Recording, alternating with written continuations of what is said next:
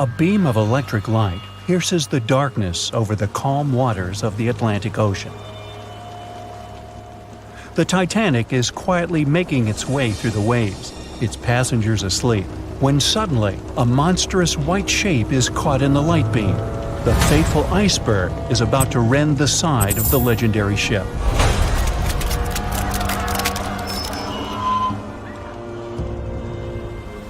April 14, 1912, only 2 days before someone will take a photo of a giant iceberg with a pretty unusual elliptical shape.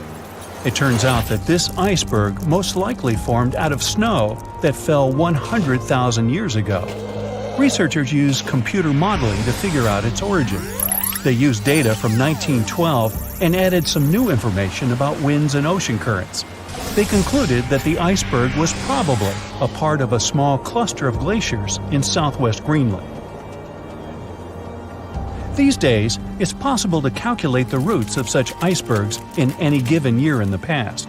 So the infamous chunk of ice was on its way from Greenland to an area further south from Cornwall.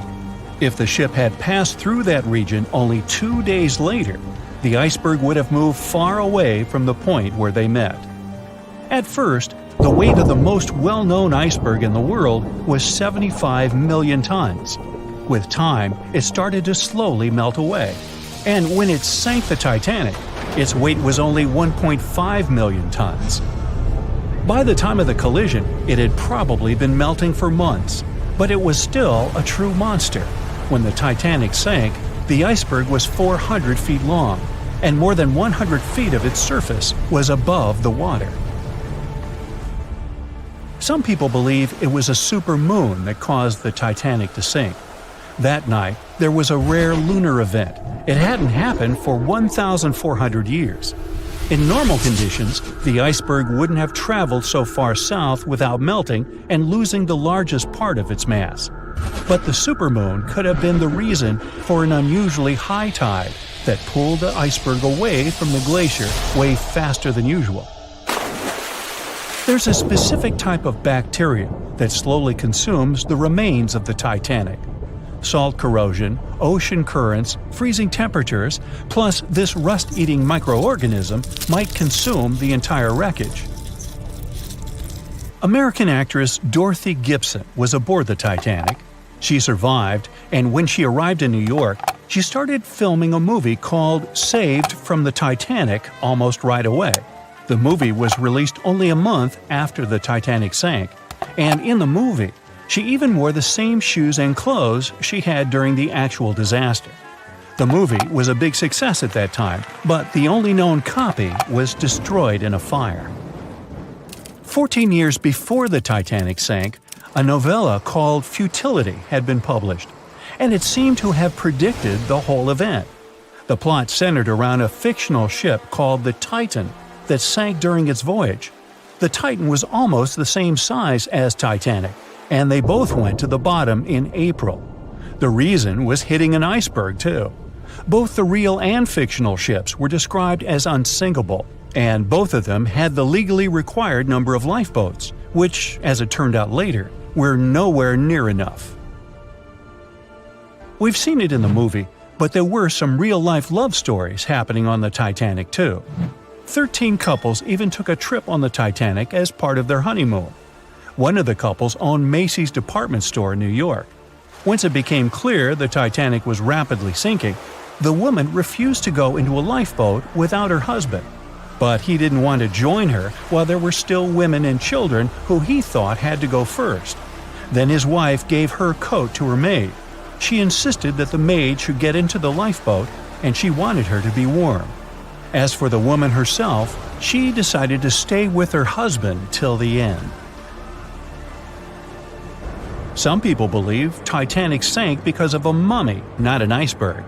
It all started around 1000 BCE with a mysterious woman who lived in Egypt, in the City of Thieves. People knew little about her, but they called her a priestess. Her mummy was put in a wooden sarcophagus and covered with a large lid with the image of her face and some mystical inscriptions. This place had been hidden until the first half of the 19th century, when a group of locals accidentally came across it. They disturbed her peace. No one knows how, but the mummy disappeared that day without a trace. A couple of decades later, a group of rich friends from England traveled to Egypt and found the empty mummy casket with the image of the priestess, whose dark eyes seemed to be looking into the void. They decided to buy it, but the buyer disappeared the same night before he even got the case. All members of the group had some accidents. The casket changed its location a couple of times until it, as some believe, ended up on the Titanic. It took more than 70 years for a robot submarine to find the ruins of this legendary ship. The wreck lies nearly 13,000 feet under the surface of the Atlantic Ocean, split into two halves. Why did the liner break apart? No one knows exactly. Some think it happened because of the water that got inside when the ship collided with the iceberg. The pressure was so powerful it separated two parts of the vessel, starting with the ship's bottom structure. Others say it was because of the hull rivets. They had a high concentration of slag or smelting residue, and that's something that can cause the metal to split apart. The ship generally had many flaws, starting with the design. The watertight bulkheads weren't completely sealed on top. This allowed the water to flow between the compartments and, in the end, sink the vessel. The iron of the ship's rivets and steel of the hull ended up ruined because of high sulfur content, cold temperatures, and high speeds. The steel shattered and the rivets popped out quite easily. Because of this, Titanic sank 24 times faster than it would have otherwise. If the ship had hit the iceberg head-on instead of ramming it with its side, it would have probably stayed afloat. How come the crew members didn't have binoculars? It would have surely helped them spot the iceberg on time and maybe even avoid the disaster. But the binoculars on the Titanic were locked in a storage cabinet. Only one crew member had the key, and he had been transferred off the ship right before it set sail. He later said he hadn't remembered to hand over the key. But even without the binoculars, the ship might have had some time to change course and avoid the collision if the crew had gotten some warning. But that's the thing, someone did warn them. About an hour before the incident, a ship that was relatively close to Titanic, the SS Californian, sent a message to inform them it had stopped because of dense ice field. But the warning never got to the Titanic's captain. Some experts say it was because the radio operator didn't think it was that urgent. And later, the SS Californian said they didn't get a call for help from the Titanic because their radio operator was off duty. Some say the crew on the Titanic couldn't spot the iceberg on time because of an optical illusion.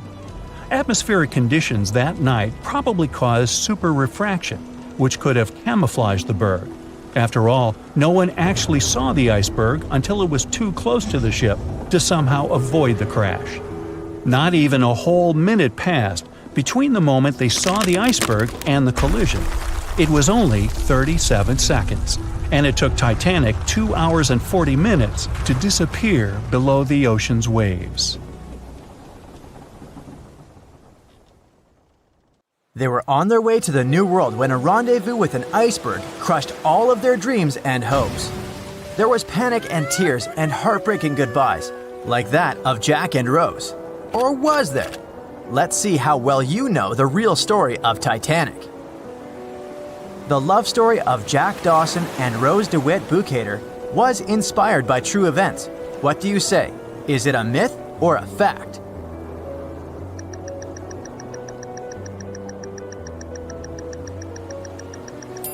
The most emotional Titanic love story was actually all made up by the screenwriter and director of the famous movie, James Cameron.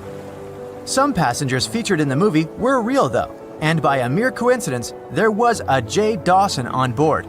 His name was Joseph, not Jack, and he worked as a coal trimmer. The most expensive object lost with the Titanic was a painting by Pablo Picasso. What's your take on this one?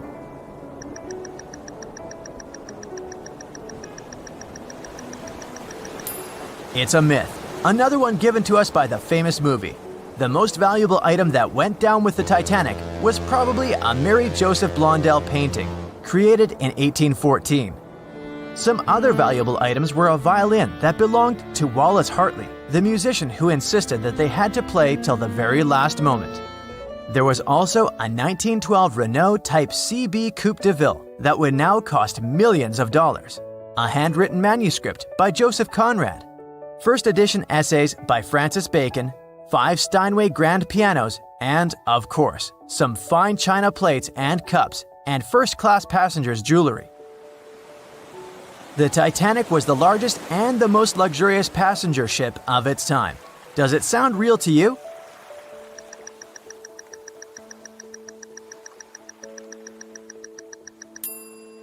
Yep, it's totally true.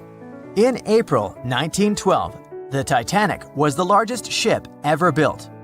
It was 882 feet long and had a maximum passenger capacity of 2,435 people. That's not a lot compared to the largest cruise ship of today, the Symphony of the Seas.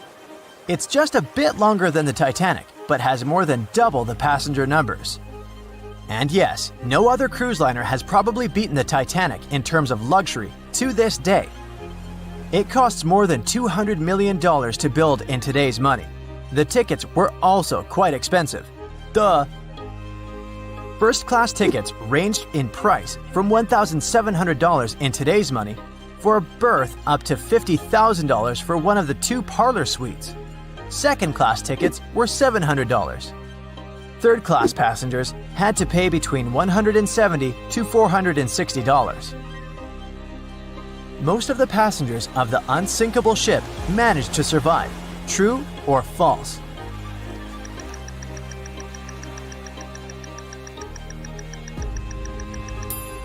Sadly, it's false. Only 37% of all the passengers actually survived the meeting with the Titanic.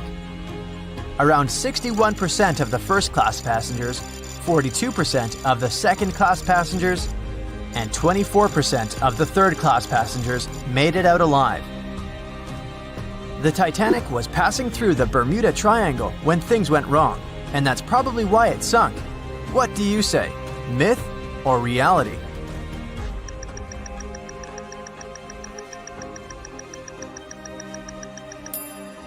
It's 100% a myth. The Titanic never even came close to the Bermuda Triangle. The liner sank about 400 miles south of Newfoundland, which is a huge distance to the north of Bermuda, the infamous area where ships and planes disappear without a trace. We might have the moon to blame for the sinking of the Titanic. True or false?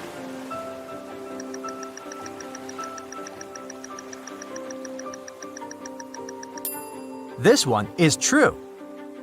The moon heavily affects the tides on Earth.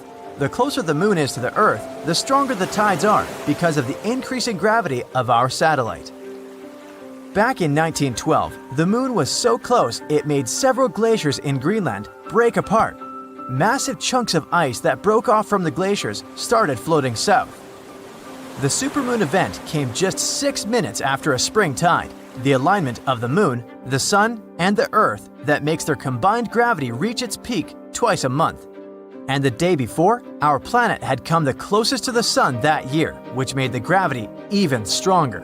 This mixture of events created perfect conditions for one of the most powerful tides in history. Icebergs breaking off from Greenland's glaciers drift off to the coastal waters of Labrador and Newfoundland, where they often run aground. To move on, they need to either melt and become lighter or catch a high tide that would carry them further. The 1912's tide was as high as it gets. So they shifted many shipping routes south because of the huge amount of icebergs. But not the Titanic, of course, as they believed it was unsinkable. It took 4 hours and 40 minutes for the Titanic to sink. What do you say?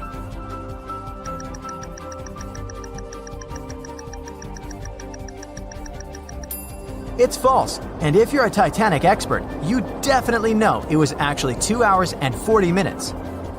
And this was slow enough, given the damage caused by the iceberg. It didn't sink faster, thanks to the ship's construction. There were 16 watertight compartments in the lower part of the ship. They worked as a lifeline. When the iceberg crashed into the hull, it broke into 6 boxes. The Titanic could have stayed afloat only if 4 compartments had been damaged. water filled the first 6 compartments within 1 hour. During this time, the ship tilted slightly to the right side. Then, water began to flood the 7th box when all 6 boxes were filled. And from that moment, the sinking rate was growing with every second. The ship's bow sank under the water, and then the stern filled up. One of the leading reasons for the Titanic tragedy was signal rockets. True or false? What's your take on it?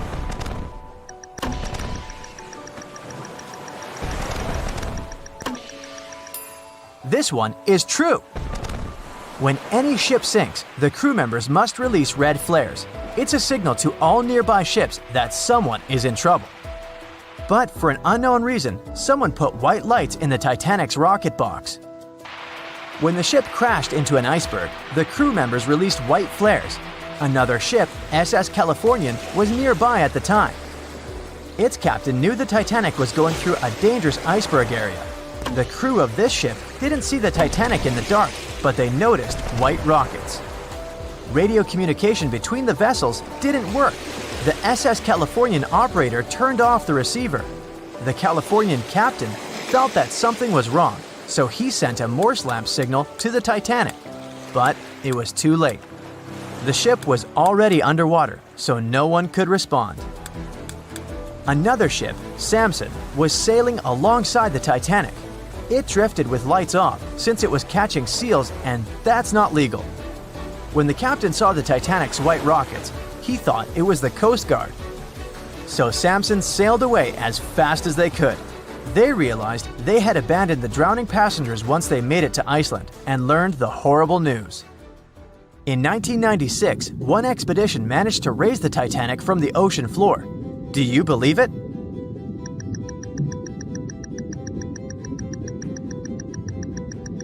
If you don't, you're right. There were different ideas on how to raise the Titanic, from doing it with compressed air to putting it in wire mesh and covering it with liquid nitrogen, or using giant magnets. The only real attempt to raise the Titanic was made in 1996, and it failed dramatically. The expedition's goal was to lift a part of its hull, weighing about 21 tons.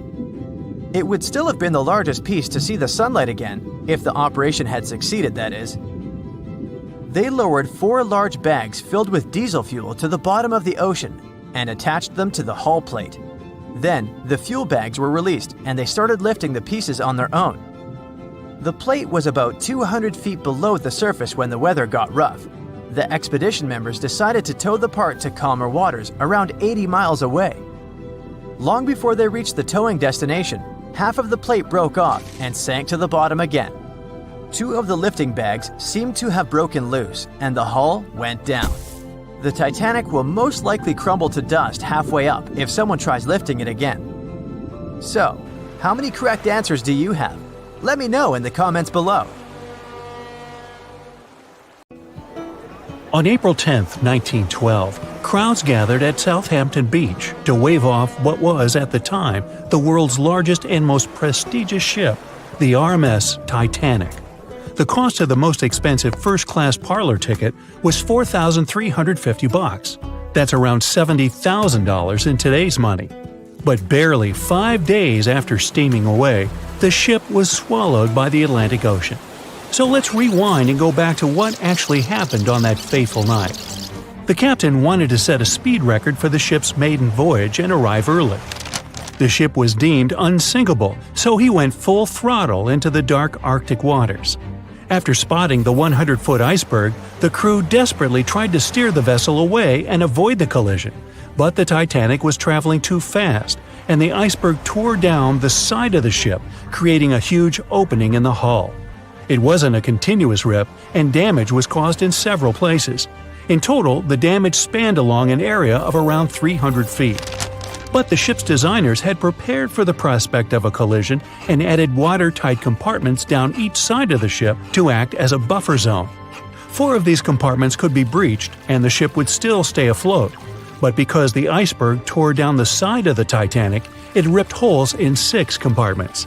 The compartments didn't extend up the total height of all decks and weren't actually sealed at the top. This is why, when more than 4 were flooded, Water reached over the top of the bulkheads and filled the remaining compartments, causing the ship to sink into the ocean. Think of it as water spilling over an ice cube tray. But what if the collision was head-on? Would it still have sunk? Ships are designed with potential crashes in mind, and most vessels have collision bulkheads in the bow. Most of all, it's like your car's bumper or crumple zone. It's a safety feature that can withstand a direct hit. The bow could have taken some of the impact, and some experts have suggested that if it hit head-on, only 2 to 4 of the watertight compartments would have been flooded. So, in theory, the Titanic might not have sunk, and it might have even been able to continue sailing to its final destination at a much slower speed. The force of impact would likely have been huge, though. But although passengers would have been injured by the force, they'd have been able to stay on the ship to wait to be rescued by other ships, rather than being forced into the icy waters of the Atlantic. Still, one of the Titanic's designers, Edward Wilding, suggested that the force of the impact might not have actually been that big. He told the British Inquiry that lots of people scarcely felt the collision, and he believed the ship would not have sunk if it did hit the iceberg head-on. The ship was also designed with remotely operated watertight doors between all compartments, so any floods could have been quickly sorted out. Because Titanic had 6 breaches from the side collision, and because it happened so quickly, sealing the doors wouldn't have made a difference, as it was essentially impossible to save it by that point. The ship immediately began to flood, with water pouring in at a rate of roughly 7 tons per second, 15 times faster than it could be pumped out. So, while it sounds like the Titanic would have survived had the ship hit the iceberg head-on, this idea does come with some issues. First off, the collision bulkheads were designed to survive a crash with another ship, not a giant iceberg. If 2 ships collided, both would absorb some of the impact in their bulkheads, sharing the impact and likely staying afloat. But an iceberg is stationary, meaning that Titanic would absorb most of the energy from the collision. If Titanic hit head first, because of the speed it was traveling, the impact would have likely traveled down the whole body of the ship. Just imagine a 46,000-ton ship traveling at around 20 knots. At some point, it hits an iceberg that weighs what could be over 100,000 tons. This collision would likely create a powerful force causing massive damage to the vessel. It is likely that seams would split, staircases would come tumbling down, and rivets would burst open across the ship. All that would have potentially flooded even more compartments. This could have caused Titanic to sink in a matter of minutes rather than hours. But that's just the tip of the iceberg. As we all know, the biggest part of it is hidden underwater. So if Titanic had been traveling head-on, it's likely it would have hit the part of the iceberg below the water first, which would send it veering off course. Hitting an iceberg is not like hitting a brick wall. In this case, the ice under the water would have torn open the bottom of the ship and caused damage to the sides. Icebergs also aren't flat, solid objects. If a flat collision happened, the ship might have stayed afloat, but icebergs come in many shapes and sizes, from domes to wedges. Studies have also been done on the steel used to produce Titanic, and the tests show the metal was about 10 times more brittle than the steel we use today. The ship was built before we understood the effects of low temperature on steel. The old steel used to make the vessel would not bend when faced with freezing temperatures, but break. Recovered pieces of Titanic's hull plates show that the hull just shattered on impact. Hitting head-on would also cause a very severe and abrupt stop, so even if the ship hadn't sunk, there would still have been major issues. Think about when you suddenly hit the brakes on your car, or when the bus stops while you're walking down the aisle and you get flung forward. Passengers would have been thrown across the ship, and because the crash happened at night, most people were sleeping, so wouldn't be able to effectively prepare for any sort of impact. This would result in injuries for most people on board. It would be especially bad for those at the front of the ship, where the accommodation for the off-duty firefighters, greasers, and engineers was. But while passengers and off-duty crew may have been thrown out of bed, there would be a lot more survivors than in the original scenario.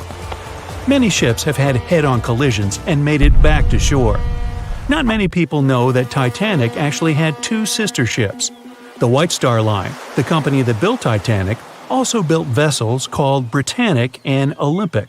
Captained by Edward J. Smith, who would later helm Titanic, the Olympic set off on its maiden voyage in June 1911. But much like Ford's sister ship, disaster was just around the corner. On its fifth commercial voyage, Olympic collided with a Royal Navy ship, HMS Hawke. While the Olympic received damage to its side, Hawke crashed into the other vessel head-on. The bow of the Hawke was completely crushed by the collision, but because the ship had watertight compartments, it managed to survive the impact and later returned to shore for repair. Another study case is the SS Andrea Doria, which was an Italian ocean liner that made global headlines in 1956. Like the Titanic, the Andrea Doria was heading for New York City on its 101st voyage when disaster struck. On July 25th, the vessel collided with the 524-foot Swedish passenger liner Stockholm. The Stockholm hit the ship head-on, but the point of impact for the Andrea Doria was on its side. The front of the Stockholm was completely smashed, but because the impact was on its hull, it managed to survive. The Andrea Doria, however, sadly sank due to the collision being on the side of the ship. So these cases could suggest that maybe the Titanic would have survived had it hit the iceberg head-on. But we have to remember that the Titanic hit the thing full speed, whereas both the Olympic and the Andrea Doria were traveling slower. In the Titanic movie, you won't see any fumes above the fourth funnel of the legendary ocean liner, and it's not a mistake. Back in 1911, the year before the Dream ship's departure, large ships would mostly sail with 4 chimneys. They needed those to draw heat and fumes from their massive boilers. The Titanic was a real engineering gem that only needed 3 chimneys to function. So the fourth was added for balance and more impressive looks. The White Star Line thought the public would have been disappointed to see only 3 pipes on the greatest ship of all time. The Titanic's sister ships, the Olympic and the Britannic, also had 1 fake funnel each for the same reason. The dummy chimney wasn't completely useless and served for ventilation. It took out the fumes from the machine spaces in the lower decks and from one of the first-class general rooms.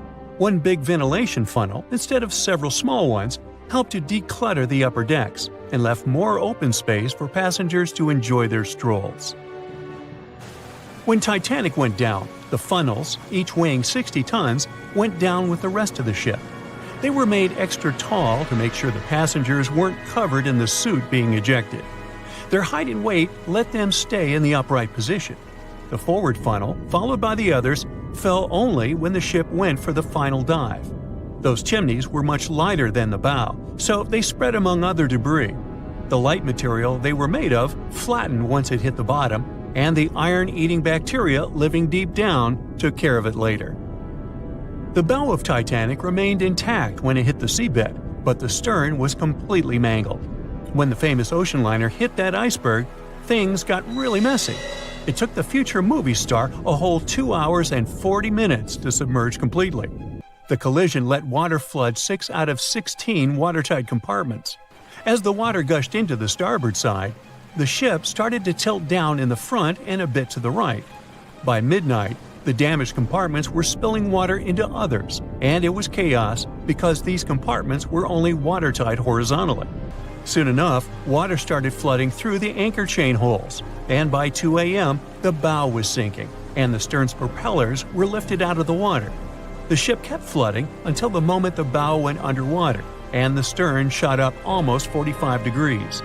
The weight of those massive propellers stressed the ship's midsection. The steel just couldn't handle it and failed. Survivors described that moment as some loud noise, like breaking china or falling gear. That was the Titanic's upper structure giving in. By 12 past 2 a.m., the bow and stern were only connected by the inner bottom structure. Minutes later, the bow, weighing almost 16,000 tons, broke loose from the stern. The stern rose sharply to an almost vertical position and started sinking slowly. By 2:20, it disappeared underwater. The bow was cruising down at about 13 miles per hour and had hit the ocean floor almost a half an hour before the stern. The 2 parts of the Titanic now lie 2,000 feet apart, pointing in different directions. The bow remained mostly intact, just covered in mud. The stern turned into a tangled wreck because of the implosions it went through during the descent. The air trapped within the structure just couldn't handle the increasing pressure of the water deep down. Signal rockets played a big part in the Titanic's tragedy. When a ship goes down, you're supposed to shoot up red flares to signal trouble. But someone decided to stock Titanic with white lights instead of the usual red ones. So when the ship smacked into that iceberg, the crew fired off white flares. The SS Californian was passing nearby, and his captain knew the Titanic was in a dangerous iceberg zone. The crew didn't spot the sinking Titanic, but they sure saw those white rockets. The radio between the ships was useless because the Californian's operator switched it off. The captain had a gut feeling something was off, so he flashed a Morse code light signal at Titanic. But he received no reply because the Titanic had already gone underwater. There was another ship, Samson, sailing alongside the Titanic. It had plenty of illegally hunted frozen seal meat from Canadian waters abroad, so it was sailing with lights off to remain unnoticed. When they saw the Titanic's white rockets, they thought it was the Coast Guard and zoomed away. Samson didn't have a radio, so they couldn't find out about the ongoing disaster. The crew got the news about Titanic only when they got to the coast of Iceland the following month. There have been many theories to explain the Titanic tragedy, and one of the recent ones says that there was a fire involved. An Irish journalist went full detective for decades, digging into the mystery, and stumbled upon a game-changer. He came across a photo album that had been hiding from the public for a century after the tragedy. In the pictures, taken at the Harland and Wolff shipyard in Belfast, Northern Ireland, just over a week before the liner sailed, you can clearly see a massive 30-foot black spot on the ship's hull. Maloney researched the photos and eyewitness testimony from the time and claimed that a fire spontaneously broke out inside of one of Titanic's enormous coal bunkers. It was raging for a whole 3 weeks and messed with the metal, critically weakening a crucial segment of the ship's hull. Back then, most ships had just one hull, so it was the only skin the Titanic had. That's why the Iceberg managed to punch a hole through the ship so easily. If it hadn't been for the fire, the Titanic might have shrugged off that iceberg collision. The company operating the liner knew about the fire, but they decided to conceal that fact. They didn't want any negative stories in the press as they faced some serious competition in transatlantic voyages. The Titanic was sold out, so they stocked up on coal and made it sail. The moon might have also played a role in the sinking. Our satellite heavily affects tides on the Earth. The closer it is to our planet, the stronger the tides are because of the increasing gravity of the moon. Back in 1912, the moon was so close it made several glaciers in Greenland break apart. Massive chunks of ice that broke off from the glaciers started floating south. The supermoon event came just 6 minutes after a spring tide. During new and full moons, the alignment of the moon, the Earth, and the Sun makes their combined gravity reach its peak. And the day before, our planet had come the closest to the Sun that year, which made the gravity even stronger. This mixture of events created perfect conditions for one of the most powerful tides in history. It created the perfect conditions for the icebergs breaking off from Greenland's glaciers to move freely. Opponents of this theory say that the difference in tidal force wasn't actually that big, and it couldn't have been the main cause of the sinking. The iceberg tore down the side of the ship, leaving a huge opening in the hull. It wasn't a continuous rip, and damage was caused in several places. Some experts believe the ship would have survived the iceberg if it had hit head-on. The Titanic had watertight compartments designed to prevent flooding in case of a collision. Only the first 3 or 4 of these compartments would have been flooded. This could have helped save a lot of lives. Supporters of this theory put the blame for the disaster on First Officer William Murdoch. Huge, fast-moving ships don't just turn in a matter of seconds like a speeding car. It takes minutes.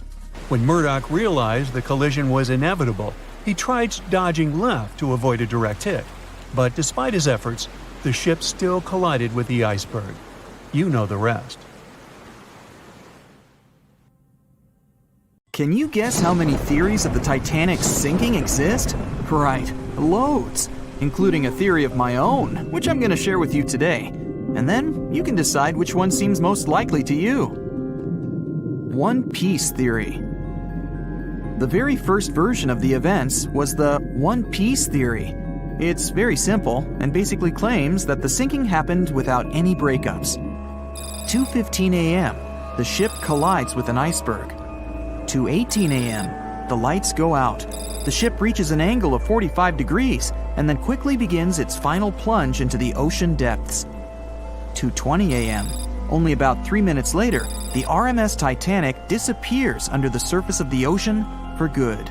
The liner doesn't break, it just goes down as a whole piece. Of course, this can't be true. In April 1912, the Titanic was not only the largest ship in the world, but also the largest ship ever built. It's hard to believe that such a heavy vessel could have gone down without breaking. That's just impossible. Well, I mean, you can't blame the theorists. Before we found the wreckage, there were no other theories. Wait a minute, or were there? The day after the disaster, the survivors gave their interviews. They talked about what had happened, and some of them claimed that the ship had actually broken in two when it had been flooded. For example, Jack Thayer, a 17-year-old boy, outlined the sinking as he remembered it, and L.D. Skidmon drew a sketch based on his description. The picture clearly showed the ship breaking in half. But no one believed Jack or other witnesses. There was no evidence, so their claims were received with a grain of salt. But in 1985, things changed. First, breakup theory. That's when Robert Ballard found the wreckage of the Titanic in the depths of the ocean. When people saw the wreckage, it became clear that Jack and the other survivors had been right. The Titanic did indeed break in two when it sank. So it's time for a new theory. 2:15 a.m., the keel breaks, the starboard list eases, and the hull continues to bow and crumble. 2:17 a.m., the galley sections break off. The towers immediately drop under their own weight. The lights go out. The stern is pulled into the air. The bow breaks off and starts sinking. The aft is barely hanging on to the starboard side of the stern section superstructure. The stern section slowly lists over to port as it begins sinking again. It rises up one last time and pivots in a semicircle as it sinks. It all sounds pretty convincing, right?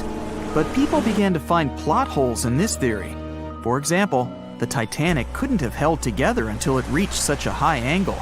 The breakup would have had to begin much earlier. This only meant there was still a vast field for research and speculations. So people started to come up with their own possible scenarios. How about we look first at the ones no one likes? V-break and Aaron 1912 V-break. According to the first breakup theory, the Titanic reached a high angle, and the weight of its unsupported stern caused it to crack from the top down. But it's physically impossible. So, are there any other ideas? In 2006, Roger Long, a naval architect, decided to research a so-called V theory. 2:17 a.m. The breakup begins at a shallow angle, perhaps as little as 11 degrees. The upper structure fails and starts to crack. At this moment, only its double bottom is holding the Titanic together, but it starts to bend under the strain too, failing the ship. Water is pouring through the crack. It increases the weight in between the two sections, bending the Titanic the other way and pulling it into shape somewhat resemblant to the letter V. The upper decks get mangled and bent together. The bow heads for the bottom, and the stern is the last to sink. This theory has since been disproven many times, though. Roger Long believed it because the broken edges of the upper decks in the Titanic's bow section were all mangled and crushed. However, we have learned that it happened because of the so-called hydraulic downburst, the force of the water crashing into the deck as the Titanic hit the ocean floor. Another V-break theory states that the bow had risen out of the water after the break. This theory was mainly peddled by one former Titanic enthusiast. But not only has this theory been proved to be physically impossible due to the bow's incredible mass, it was also inspired by incorrect information. Remember Jack Thayer? Well, it was based on his sketch and the words of a couple of passengers. But the truth is, None of them had ever seen the Titanic break down like this. Jack himself even stated in an interview that the sketch was completely out of context to what he had actually seen. It was drawn by a passenger on the Carpathia, the ship that received the Titanic's distress signal and came to its aid. It couldn't be used as evidence. Now that we know this, let's move on to the theories that most people believe in. James Cameron's banana peel theory. Who hasn't seen the legendary movie about the Titanic, right? It became the leader of the 70th Academy Awards ceremony in the number of nominations and awards, and deservedly so. But did you know that James Cameron had been interested in the Titanic for many years and studied the ship's history? His books and research are very detailed, and he even came up with his own version of the events. It's called the banana split theory, and this is actually what you could see in the movie. Here's how it goes. The Titanic reaches a 23-degree angle and fractures down to the keel. The double bottom acts as a hinge as the stern falls down. When the double bottom fails, the bow and the stern separate. The stern lists to port, standing vertically, and then begins to go underwater. This theory is the most scientifically accurate one, along with Roy Mengott's theory. Wait, who's Roy Menggott? Menggott theory. Roy Menggott was an engineer who came up with the most plausible theory for the time being. 2:17 a.m. The lights go out on the Titanic. At this moment, the ship is at an angle of 20 to 23 degrees. Suddenly, the vessel snaps in two just around the third funnel. It causes the stern to settle into the water. The keel fails first. The draft and lower hull are crushed and break apart. Water surges into the bow and stern of the ship through the huge cracks, causing the bow section to sink beneath the waves. The stern rises up to the angle of 70 to 90 degrees, and then it sinks too. This theory seems to make the most sense, but it's quite controversial. The survivors who saw the breakup stated that the stern had settled back with the bow completely missing. Mengott's theory, however, contradicts that statement, while James Cameron's scenario takes this into account. Are you thinking what I'm thinking? The truth must be somewhere in the middle. My version. Now, as promised, I'll provide you with my version of the events. Well, it's not really my theory, more like a combination of Roy Mengott's and James Cameron's ones. I believe that James Cameron was right about the breakup. 2:17 a.m. The ship is at a high angle. The lights go out. Then it snaps into two pieces. The bow starts sinking. The double bottom is still attached to the stern for a minute or so. Once the double bottom fails, the two parts separate and the bow goes down. Then, as Menggott said, the stern rises up at a high angle, and then it begins to sink vertically. It might have actually happened because the survivors stated that they had seen a clean break. This means it couldn't be hidden. And they had also seen the stern staying vertically in the air for a long enough time, probably a few minutes, before disappearing. Anyways, all of these are just speculations. Regardless of how the Titanic broke apart and sank, it was a great tragedy. It's already been 110 years since the Titanic collided with an iceberg and sank. Did you know that in 2022, the Blue Star Line Company is completing the construction of an exact replica of the Titanic? Called the Titanic II liner, the ship will be sent sailing along the same route with 2,400 people on board. Let's hope that everything goes well for them. Meet Arthur John Priest. No, he isn't famous for being a painter or for discovering some long-lost treasure. He didn't invent some cool gadget or break any world records. No, Arthur John Priest is famous simply for being unsinkable. Proving one can be both lucky and unlucky at the same time, Priest was involved in and survived several mishaps at sea, including the fateful maiden voyage of the Titanic. Priest was not a rich man interested in sailing for pleasure. He was part of the working class, employed as a stoker or fireman, stuck for hours within the hot bowels of large steam-powered vessels. His job was dirty and difficult. He was responsible for keeping the furnaces lit, feeding them coal to ensure enough steam was produced for the engines to work. He had to be careful about not overheating the system or setting fire to the whole ship. The furnaces had to be carefully watched and constantly fed. He breathed it all in a while, working and fighting with the sweat and the dirt. He would often work shirtless because of the heat and was always covered in black coal dust. And when he finally had a break, his shared living quarters were nearby in the same part of the ship. He must have been good at his job, though, because he had no trouble finding work. But wherever he went, bad luck seemed to follow. The first incident was a mild one. As a young man, Priest worked on the RMS Asturias. The passenger liner first set sail in 1907, traveling between Southampton in the UK to Buenos Aires in Argentina. At some point during its maiden voyage, the ship suffered a small collision. The damage was bad enough that the ship returned for repairs. Thankfully, there were no reports of any serious injuries. Priest, unfazed, simply went to work on another ship, but his bad luck lingered on the Asturias. In 1914, the Asturias became a hospital ship, helping care for sick men and women around Europe while bringing them home to England. But in March 1917, at just around midnight, the ship was struck by a foreign object. Its hull was breached and the engine room flooded. The captain ordered everyone to abandon the ship, sending crew, patients, and health staff scrambling for the lifeboats. The vessel was still moving, powering through the water because the main controls, located within the flooded engine room, could not be turned off. The captain refused to leave the ship while people were still trying to escape. He was able to aim the Asturias towards Bolt Head, where it finally hit land and couldn't sink. The remaining lifeboats were lowered and the final survivors made it to safety. When they studied the damage on the ship later, the Asturias was declared a total write-off. It might be hard to pin this particular disaster on Priest. After all, he wasn't even on the ship at the time. But it seemed that many of the ships on which he served were destined for trouble. His bad luck followed him to his next job on the RMS Olympic, a massive ocean liner. The Olympic was big. In fact, it had been designed and built as part of the fleet that included the Titanic. But with size came sacrifice.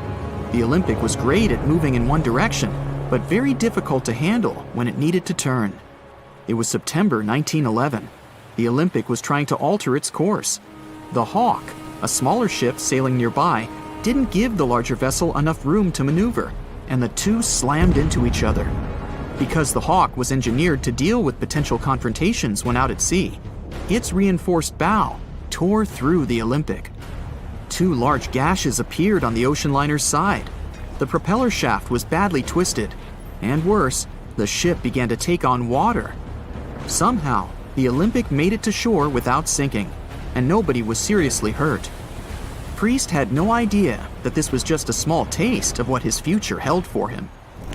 He next found employment on a brand new ship, a better ship, an unsinkable marvel that was said to be the biggest vessel to have ever been built. Yes, he was going to work on the Titanic. And what a job! It took 29 boilers, requiring 850 tons of coal a day to produce enough steam to power the Titanic. Priest was just one of 150 stokers toiling away in the ship's underbelly, keeping those fires burning day and night. He made around $30 a month.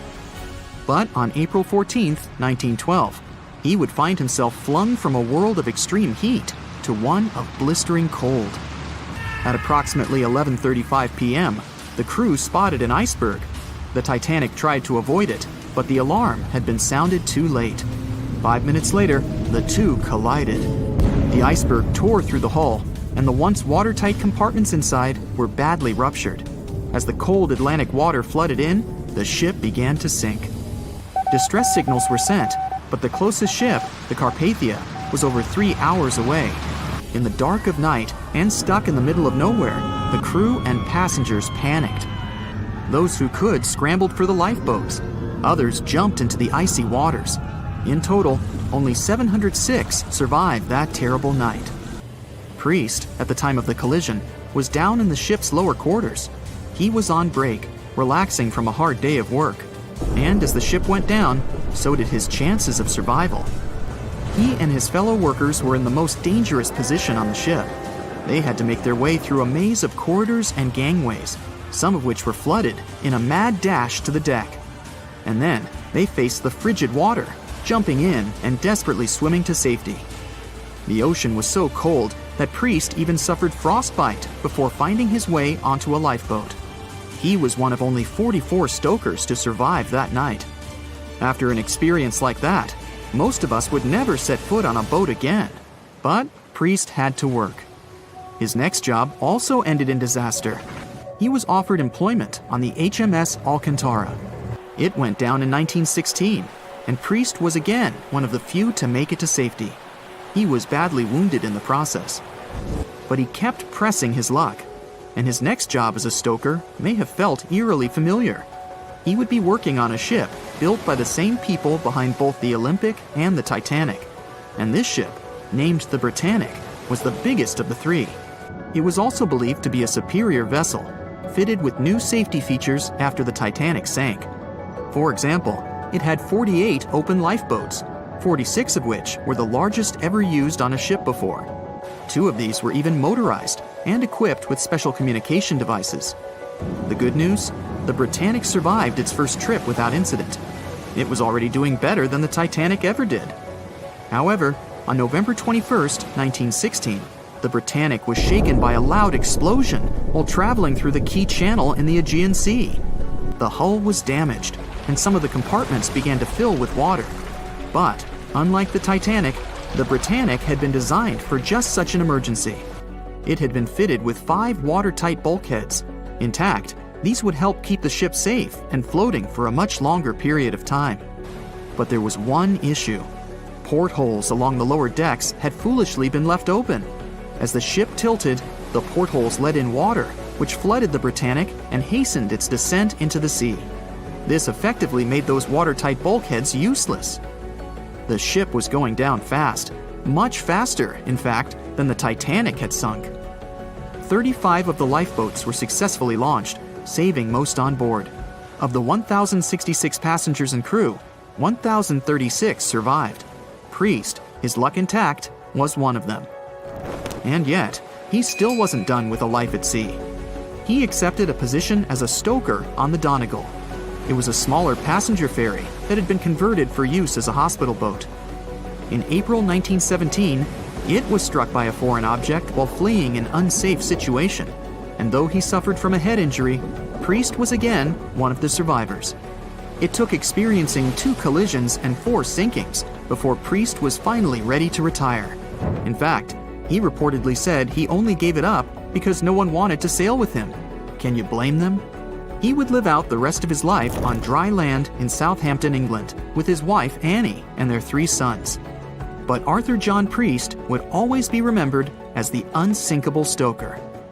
Staying in the water that's 70 degrees Fahrenheit for a long time definitely won't do your health any good.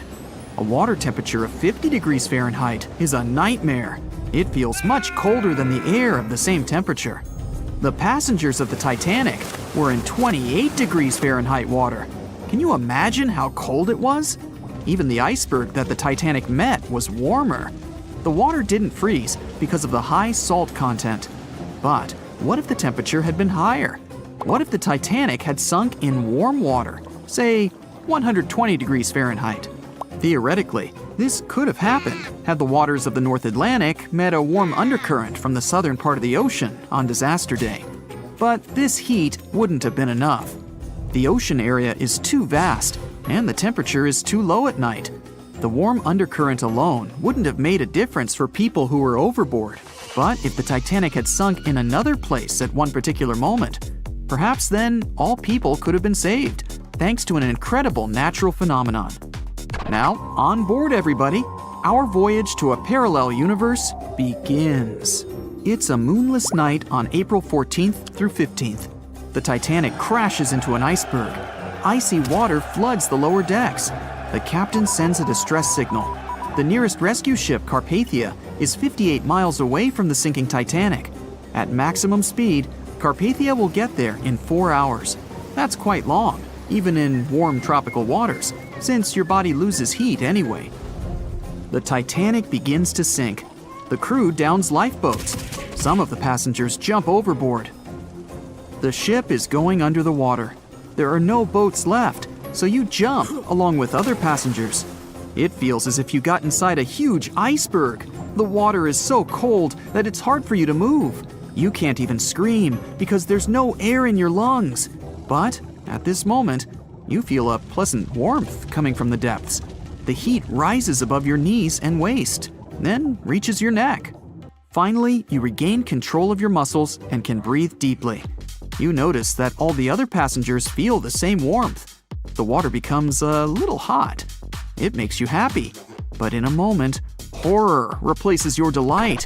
The ocean begins to foam. And not because of the high temperature, but because something is rising from the ocean floor. You hear a heavy, low sound coming from the depths. It's not a sinking Titanic, but something bigger. You can see a huge iceberg nearby. It's melting, and a huge chunk is breaking off from it. 1,000,000 bubbles appear on the surface. Then you feel something hit you in the leg.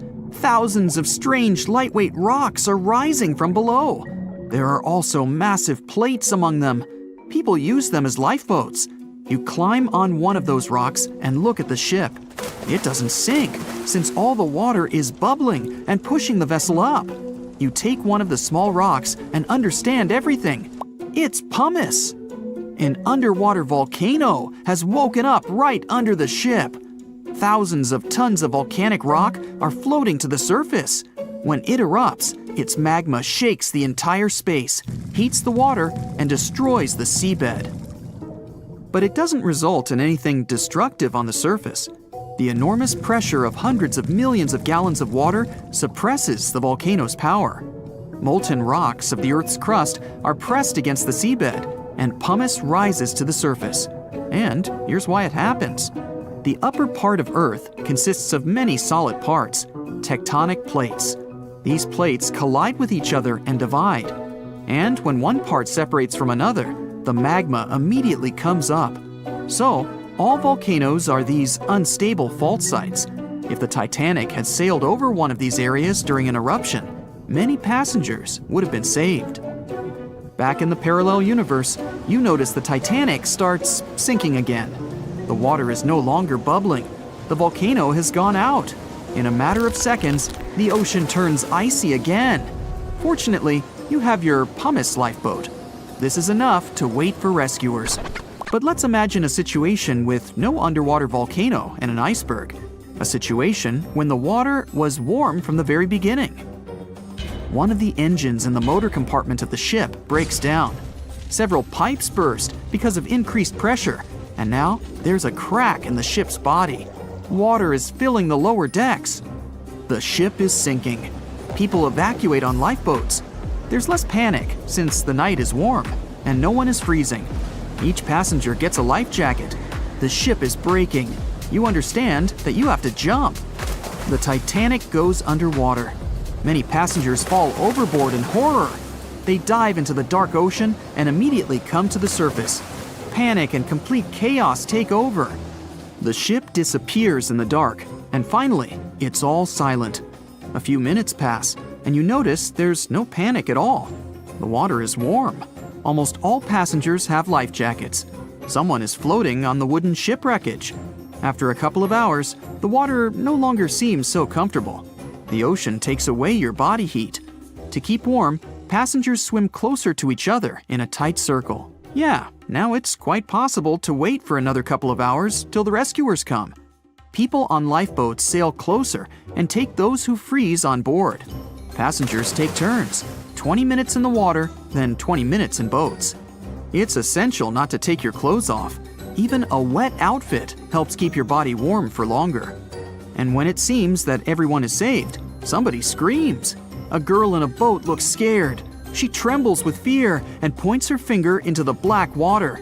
Passengers try to see what's there and notice a triangular fin. 1, 2, 3. There are so many of them! The noise of the sinking ship has attracted a group of sharks. And now, they are circling the survivors, hoping to satisfy their hunger. They're swimming slowly. It doesn't look like they're going to attack. But you should keep your eyes open, as these fish are some of the world's most aggressive and dangerous sharks. the bull sharks. They can be agile, fast, and unpredictable. They don't swim in the cold waters of the Atlantic, but the water in this parallel universe is perfect for them. The sharks are strong and sturdy. They create the illusion of slowness to relax their prey. They're called bull sharks because of their short, blunt muzzle, like that of a bull, and they like to hit a target or other sharks with their forehead. Several fish are ramming boats. Someone falls into the water. Fortunately, people help them back on board. The sharks aren't going to retreat. Chaos and panic ensue. People are screaming and splashing the water with paddles to scare away the fish, but it doesn't help. One of the sharks opens its toothy mouth and clings to a boat. At this moment, you notice more fins nearby. A pack of great white sharks arrives at the party. They are some of the most dangerous animals on the planet. They're big, fast, and strong, and their 300 triangular teeth lined in several rows are sharp as blades. Great white sharks swim around the boats and scare away the bull sharks. You fall off the boat and see a big fin approaching you. Fear awakens the survival instinct in you. You're trying your best to swim away from the shark as far as possible. Of course, it's useless, since the shark is much faster and will definitely catch you. You feel your foot touching the shark's nose. The other foot gets into the toothy mouth. You scream in horror. After a second, the shark lets you go. Great white sharks rarely attack people. If they bite, it's just to test you. After all, the shark's favorite prey is seals. It simply loses interest if it realizes you aren't a seal. But if the shark is starving, it doesn't matter to it what kind of prey you are. Lucky for you, this one is not like that. Those survivors in the boats have almost nothing to fear either. Great white sharks don't attack them. They can push boats slightly, but only to test them. The great white shark is swimming away from you. But a bull one appears, and it looks like it's hungry. The shark is swimming towards you, opens its mouth, and a loud ship horn penetrates the water. This is the RMS Carpathia that has come to the rescue. All the sharks swim away scared. All passengers are saved. Back in our universe, another ship that had been nearby could have saved the passengers much earlier. But that's another story. You know SOS, don't you? 3 dots, 3 dashes, and 3 more dots. It's an easy enough signal to tap out in Morse code. It means save our souls or save our ship. The crew of the legendary Titanic had been desperately trying to send this signal for 2 hours the night of April 14, 1912. There were other ships not too far from the spot where the iceberg took down the mighty Titan of the sea. But the call for help seemingly disappeared before it could reach them. The passenger ship SS Mount Temple did pick up a signal and try to respond, but the Titanic never got the answer. So what was silencing the ship's cries for help? Some unknown Bermuda Triangle of the North Atlantic? Consider this. Eyewitnesses say the sky was painted with a brilliant aurora borealis that cold, fateful night. Beautiful, yes. But on that day, the northern lights may have sealed Titanic's fate for good. You see, the aurora borealis forms thanks to geomagnetic storms. Sounds complicated, but those are basically fluctuations in the Earth's magnetic sphere. And what causes those is the sun itself. The magnetic sphere is like a protective bubble that surrounds our planet. It blocks harmful solar rays, winds, and other cosmic dangers from reaching us. Without it, life on our planet wouldn't be possible. Earth would look more like Mars. You also have it to thank for compasses pointing north. Experts know the Earth's magnetosphere affects navigational equipment, or disrupts it. Which brings us back to the Titanic. Recently, a published weather researcher named Mila Zenkova proposed a theory that solar flares, which provoked a geomagnetic storm, could have played a major role in the Titanic's untimely demise. Solar flares make themselves known on Earth all the time. Some people are especially sensitive to the magnetic storms they cause. These unlucky folks can feel weakness, fatigue, headaches, and even mood swings. On usual days, the pressure is the same on both sides. The magnetosphere blocks all the bad stuff, and we're all happy. But sometimes explosions occur on the sun. They can be massive, Earth-sized. These flares shoot out a wave of charged particles that collides with the magnetosphere at high speeds. Our protective bubble then goes on the defense. It shrinks, deforms, and pushes those particles toward the poles. Enter those brilliant lights dancing above the Titanic that night. In the north, we know it as Aurora Borealis. In the south, Aurora Australis, or the Southern Lights. When the magnetosphere pushes those solar and cosmic particles toward the poles, they collide with molecules of different gases. That's why you get the range of colors. For example, oxygen can be green or red depending on the distance, and nitrogen is blue or purple. What multiple people saw that night was exactly this phenomenon, including the second officer from the rescue ship Carpathia. He wrote it down in the logbook before getting the distress call from the Titanic. But I'm getting ahead of myself. Auroras are a visible sign of a geomagnetic storm. Now, about navigational equipment. This applies to satellite and radio frequency devices. Remember, they didn't have iPhones back in the Titanic days, so the average person couldn't notice their gadgets going haywire. But navigational devices and wireless telegraph did exist and were actively used. Rewind back to the Middle Ages, when sailors noticed that, on some days, compasses wigged out. The arrows spun in all directions, and people back then had no idea why. It wasn't until the 18th century when French scientists found out that such problematic days occur at the same time as black spots appearing on the sun. Solar flares, the mystery was solved. Now, the Titanic had the most advanced, well-known radio equipment at that time. They tested it thoroughly to make sure it worked for distances up to 2,000 miles away. Titanics passed them all. On April 10, 1912, the massive liner left Southampton and set off for New York. The very next day, the crew started getting the first reports of drifting icebergs and ice fields. They put dots on the map to mark the coordinates and let out a sigh of relief. All the troublesome spots were north of the Titanic's planned route. But after a couple of days, the warnings were moving farther and farther south, encroaching on the majestic ship. On April 14th, Captain Edward Smith decided to change course to the south in hopes of bypassing the ice. This ended up being a huge mistake. Enter the magnetic storm. If it was throwing the navigation equipment off, even by a tiny error of half a degree, the captain could have been mistakenly taking the ship right toward a cluster of icebergs. What's even worse, the radio operators ignored warnings coming from other ships. That, or they simply forgot to hand them over to the captain. As hired contractors from the radio company, they were more interested in transmitting paid telegrams from passengers on that luxurious liner. The radio transmitter kept going out of order that evening, probably because of all this private traffic. When it was finally fixed, operator Jack Phillips received another message from the SS Californian at 10:30 p.m. Their operator was trying to warn Phillips about the coordinates of drifting icebergs, but he paid them no attention. He was nervous and in a hurry. Was the magnetic storm to blame for his frayed nerves and bad mood? We can only speculate. But as you know, some people are more sensitive to these things. The weather was fine, the ocean was calm, the water was smooth as glass. Despite all the warnings, the ship continued to sail at a maximum speed of over 22 knots. An hour later, Titanic collided with the infamous iceberg. On April 15th at 12:14 a.m., in the middle of the night, Titanic's operators started to transmit the first emergency signals. The SS Californian was sailing just 20 miles from the Titanic. They could have easily come to a quick rescue. But 10 minutes before the disaster, the Californian's radio operator had gone to bed. He was the only one who understood Morse code on the ship. According to this new theory, the magnetic anomalies possibly blocked Titanic's messages to other ships.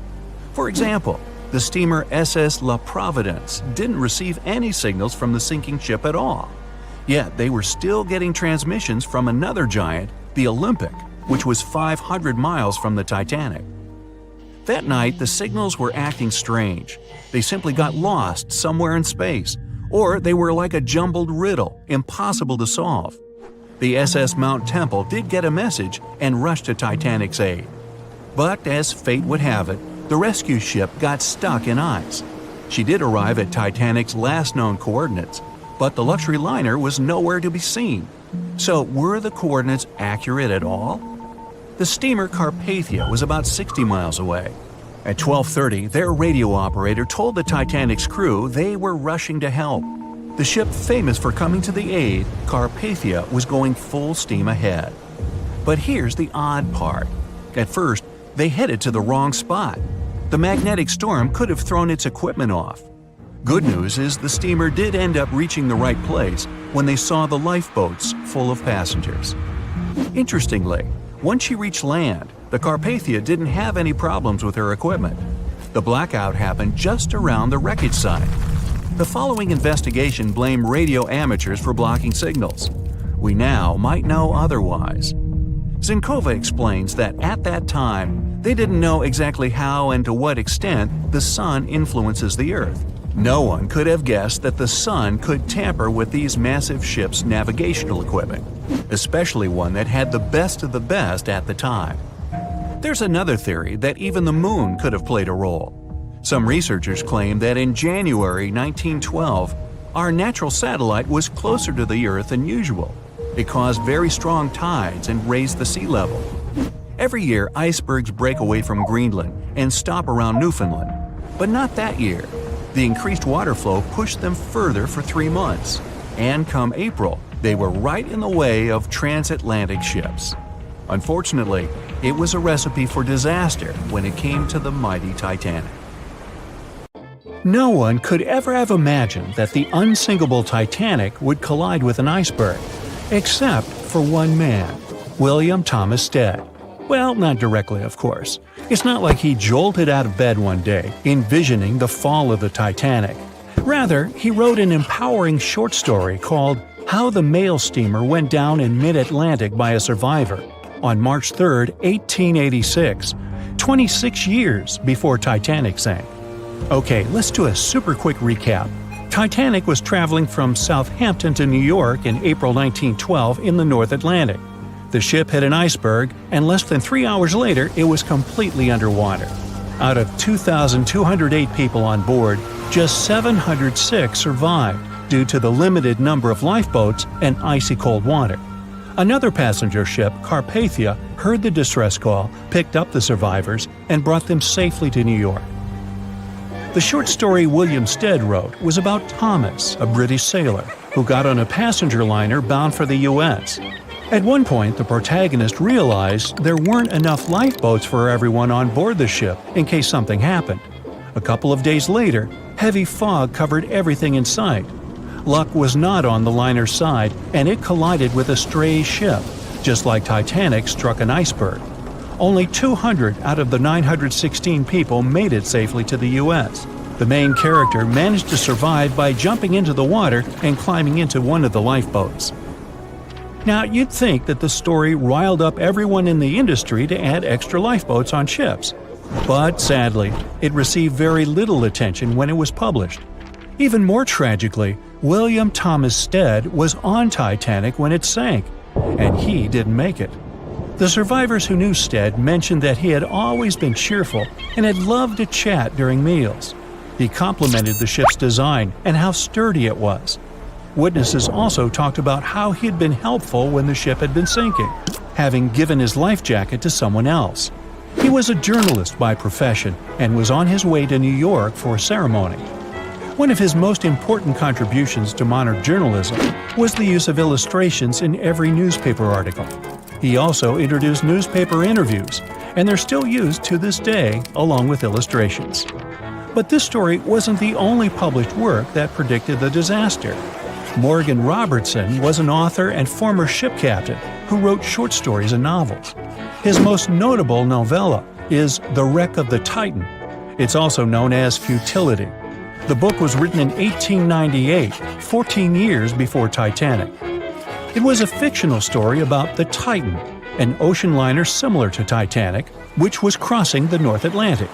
It's also a coincidence that Titan was just as fast as Titanic and shared many other similarities, like size and design. The book described it as unsinkable and the largest ship to hit the ocean at the time. That's what they said about Titanic, too. Another eerie similarity was the limited number of lifeboats it had. The story took place in April, and that's when Titanic set off on its journey and hit the iceberg. The Titan story also mentioned that barely anyone had survived that horrible accident. Unlike Stead's story, the protagonist of Robertson took a different path. The Titan sinking happened somewhere halfway through the book, so after the accident, the main character went on with his life. The book was brought back into the spotlight after the Titanic disaster. How could someone describe the events that took place almost a decade later so accurately? Many started to believe Robertson could see the future. But the reality was that Robertson knew his way around a ship. It was easy for him to write down the nitty-gritty of things without doing more research. Realistically, one of the biggest threats for ships at that time was hitting an iceberg or colliding with other ships. The next story sounds somewhat mysterious. Once, Alex Mackenzie heard a voice that warned him not to board Titanic. But when he turned around, there was nobody there. As he continued walking, the voice spoke to him again. But this time, it was louder and more distinct. He took the warning seriously and decided to cancel the trip and go back to Glasgow, Scotland, his hometown. His grandparents weren't too happy to find him back home instead of on Titanic. After all, the ticket was very expensive. That disappointment very soon disappeared when they heard that the ship had struck an iceberg. John Coffey was a member of the crew of Titanic, but he decided to ditch the ride when the ship stopped at his hometown in Queenstown, Ireland. His inner voice told him to get off the liner, and he did. He was only 23 at the time, and for someone his age, it could be a major career boost and an opportunity to grow. Despite the horrible tragedy, the guy signed to work with the RMS Mauritania just months after the Titanic sinking. Talk about commitment. Some added info was revealed about what may have contributed to the fall of Titanic. The constructors insisted that the ship was unsinkable, but many people later theorized that the vessel's steel plates had been too frail for the freezing Atlantic water. It may have caused the rivets to pop, allowing ocean water to seep inside. Another theory is that there may have been a fire in the hull of the Titanic that had been raging for 3 weeks before the voyage. The fire softened the steel, allowing the iceberg to cut through it like a hot knife through butter. Some pictures before the ship set off on its journey show black marks on the hull, which could have been caused by fire. Either way, the iceberg would have caused significant damage in any case, no matter if there was a fire or not. Some people also blame those who designed the Titanic.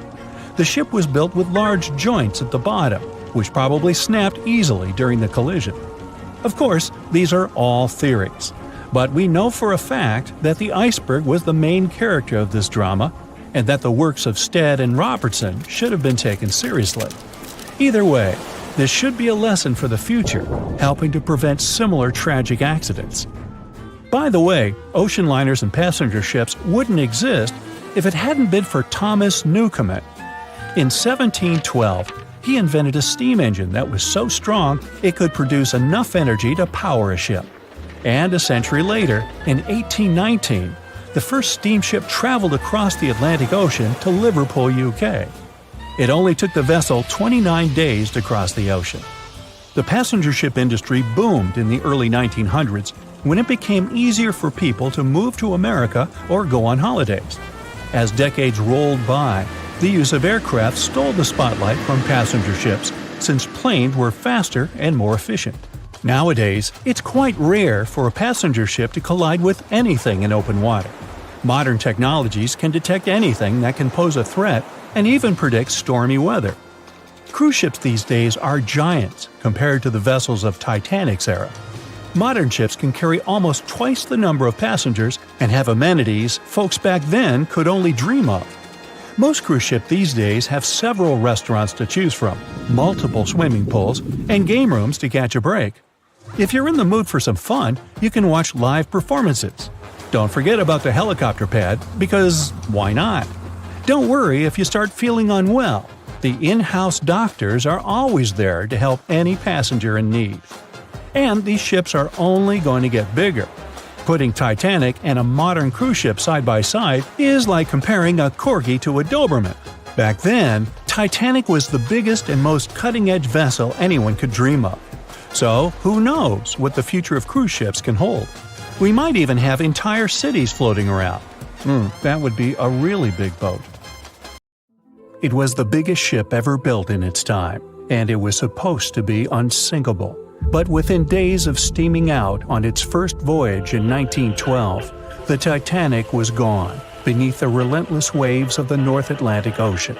And of its more than 2,200 passengers and crew, only 706 survived that dreadful night. Would a smaller ship have fared any better in the same situation? Did the size of the iceberg truly matter in the end? Was it a mistake for the ship to change course at the last minute as it tried to avoid impact? These are three questions that have people pondering, what if? We do know that Titanic was considered an engineering marvel in its day. Designed by Thomas Andrews for the British shipping company White Star Line, it was just over 880 feet long and 175 feet tall. Built with abundant space for 840 staterooms, a swimming pool, a squash court, a gym, and 2 dining rooms. But it was below deck that one of its most impressive new features could be found. Titanic's hull was divided into 16 compartments designed to be watertight. Up to 4 of these compartments could take on water in the event of a breach, with the remaining 12 helping to keep the damaged ship afloat. It was thanks to these compartments that the ship was regarded as unsinkable. Rumor has it that Philip Frank, White Star Line's vice president, even declared, "There is no danger that Titanic will sink. The boat is unsinkable, and nothing but inconvenience will be suffered by the passengers." On April 14, 1912, that proved to be mistaken when Titanic struck an iceberg. As ice ripped along the ship's hull, several of those watertight compartments ruptured. It took only 2.5 hours for Titanic to sink. Did the size of the iceberg that hit Titanic seal its fate? Would a bigger or smaller iceberg have made any difference?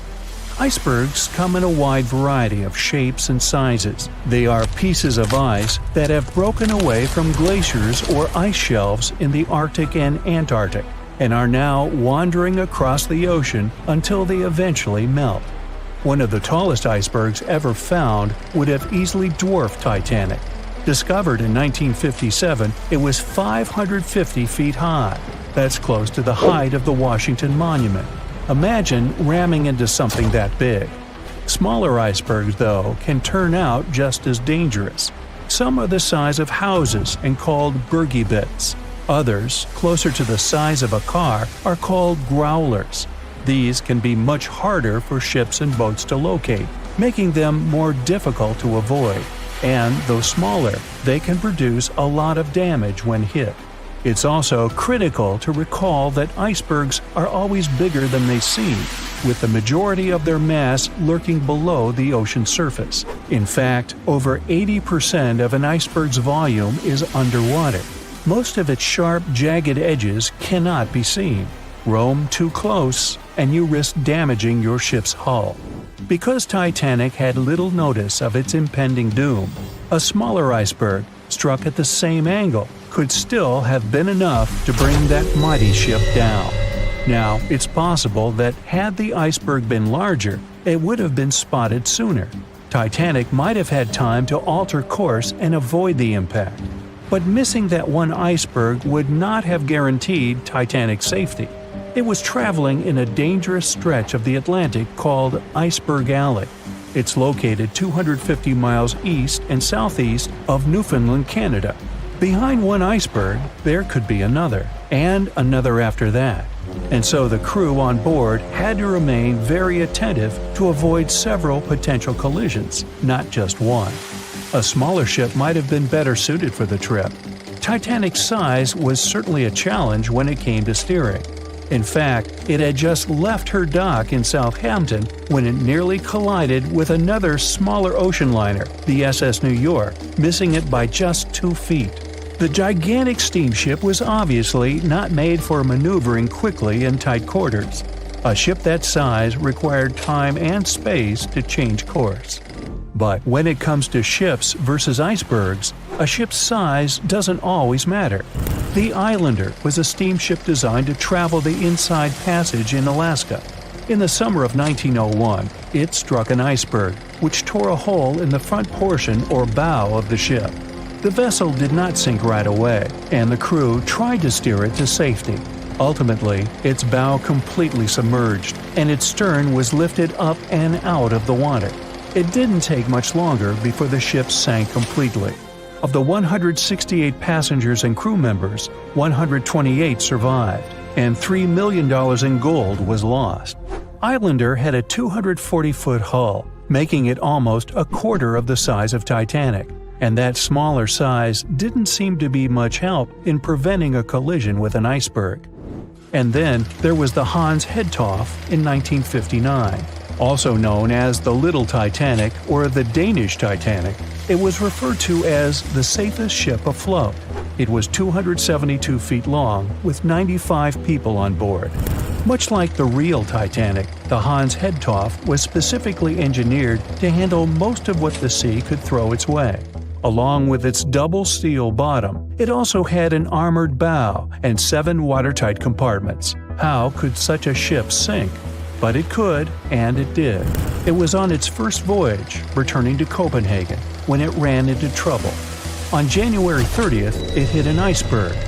An SOS was sent, but when the Johannes Cross arrived to help, the Hans Hedtoft was nowhere to be found.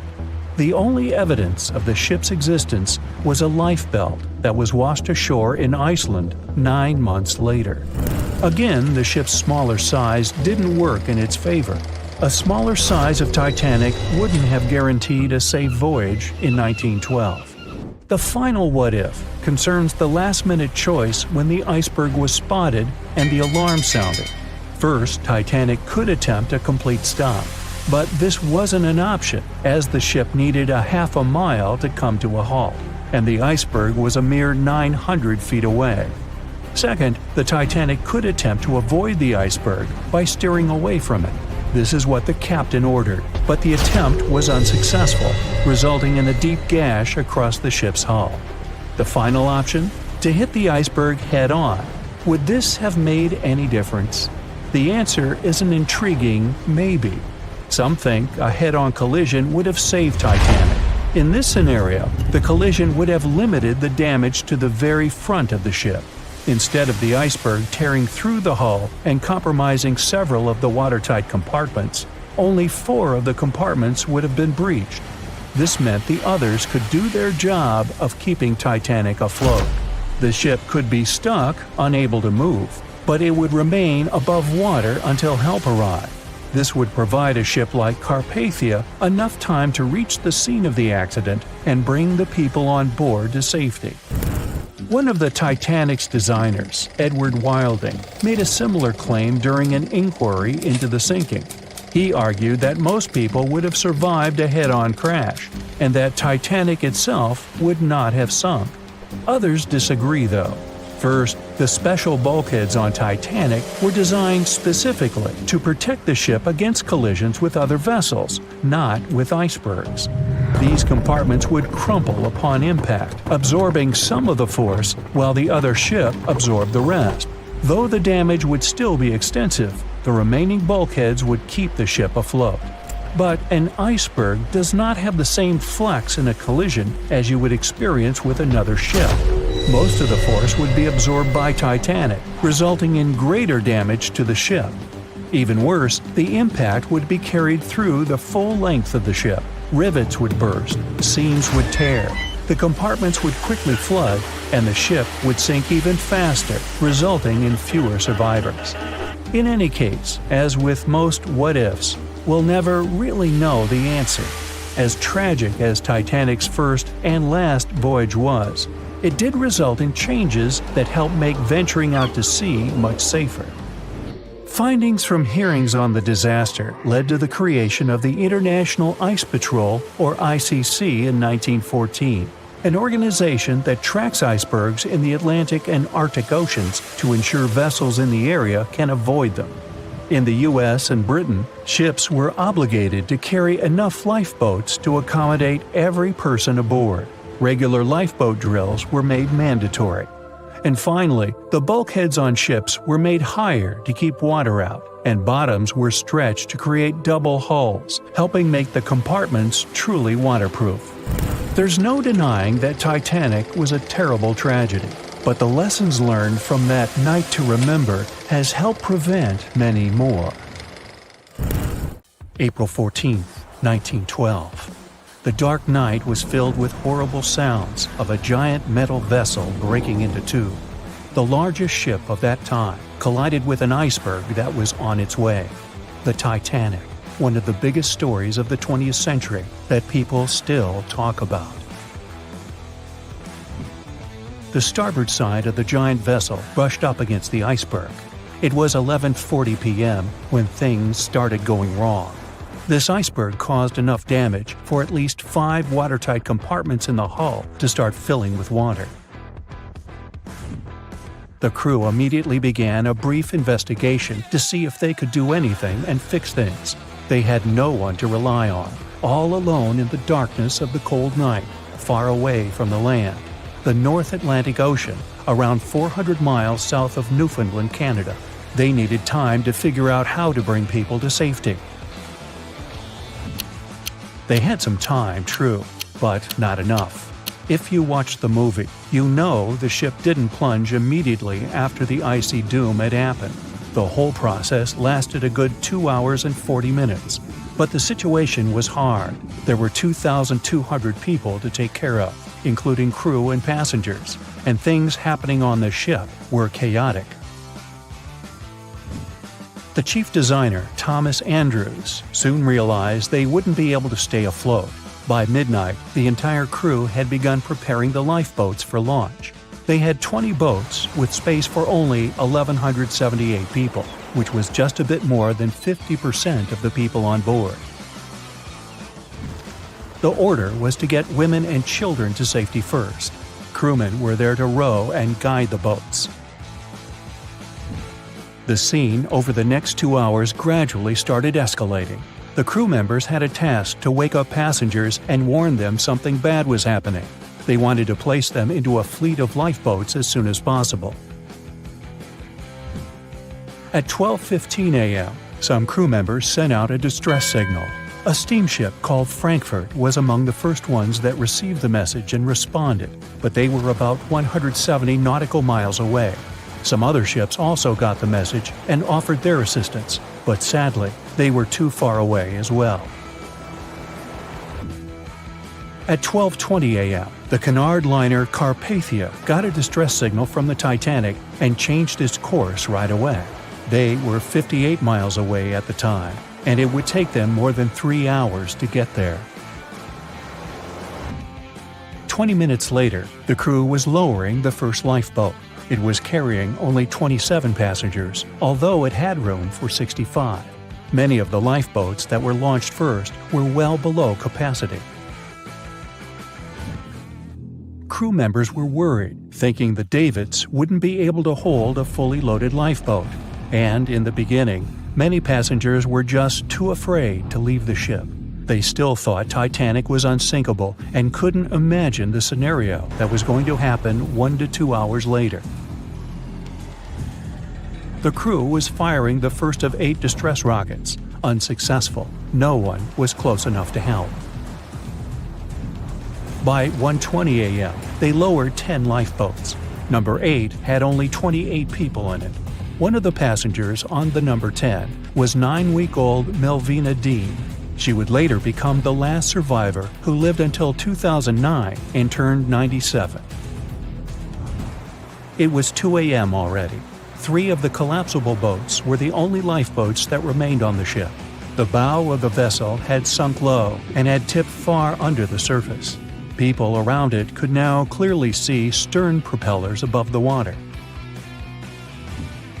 Crew members were lowering collapsible lifeboat D from the roof of the officers' quarters with over 20 passengers in it. As the ship's bow went under, the water was washing collapsible A from the deck. Those 20 people were struggling because their boat was partly filled with water. As crew members were trying to release Collapsible B, it fell. Before they righted it, the water swept it off the ship. 30 passengers still managed to find safety on the overturned lifeboat. At 2:17 a.m., the ship's wireless operator decided to transmit one last distress call. A minute later, the light on the ship finally went out. Titanic and all left on board plunged into darkness. The bow continued to sink, and the stern was rising higher above the surface, which placed great strain on the midsection. Horrible sounds were filling the night. Titanic, this massive, legendary ship so many people placed their hopes in and were excited about, broke into two between the third and fourth funnels. Reports would speculate it took about 6 minutes for the bow section to reach the ocean bottom. The stern settled back in the water before it rose again into a vertical position. It remained in this situation until it finally disappeared into the ocean. At 2:20 a.m., the stern apparently retained air inside, and water pressure crushed it as it went down. The stern landed about 2,000 feet away from the bow. People consider the Titanic the fastest ship in the world. They thought it was unsinkable because 4 of its compartments could be flooded, and that still wouldn't cause a critical loss of buoyancy. Its life was problematic since its beginning.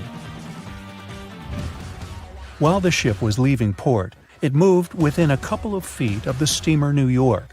It managed to safely pass by, which was a huge relief for all those worried passengers massed on the ship's decks. Titanic sailed off on the 10th of April. Its first journey was across the highly competitive Atlantic route. On the launch day, the Titanic became the biggest movable object in the history of humankind, 882 feet long, 92 feet wide. Not that big if you compare it with today's ships. The biggest cruise ship in the world today is Royal Caribbean's Symphony of the Seas, which is roughly 5 times the size of Titanic. If you put that ship in a vertical position, it would be nearly as tall as the Empire State Building, which is 1,250 feet without antennas. But Titanic was a huge attraction back in its time. At one moment of their journey, they stopped in France, after which they made another stop in Ireland. Once the final passengers boarded, the massive ship set out at full speed for their final destination, New York City. 4 days after the beginning of its journey, Titanic failed to divert its course from a huge iceberg, the story we all know about. Only 700 people survived, and most of them were women and children. The night was extremely cold, 1 hour and 20 minutes after Titanic had gone down to the bottom of the ocean. Survivors weren't even sure someone was coming to save them. Finally, they saw the light. It was Carpathia coming towards them. They came for the people in the lifeboats. The crew brought them aboard and pulled a handful of other passengers out of the water.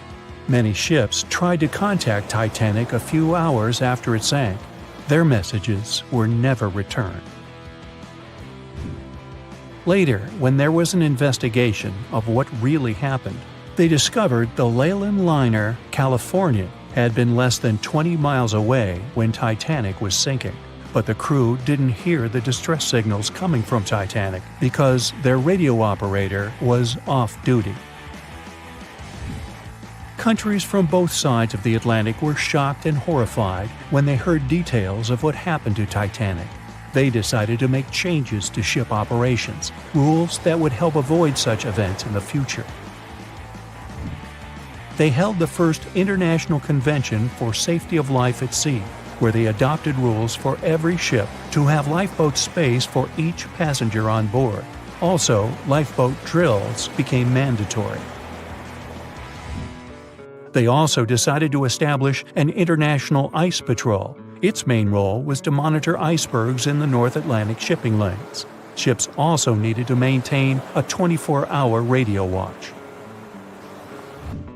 Titanic wasn't built alone. Because of the size of this magnificent ship and all the new equipment it required, it would have been too expensive as a one-off. So the team built the Titanic alongside two sister ships, and both of them had eventful lifetimes.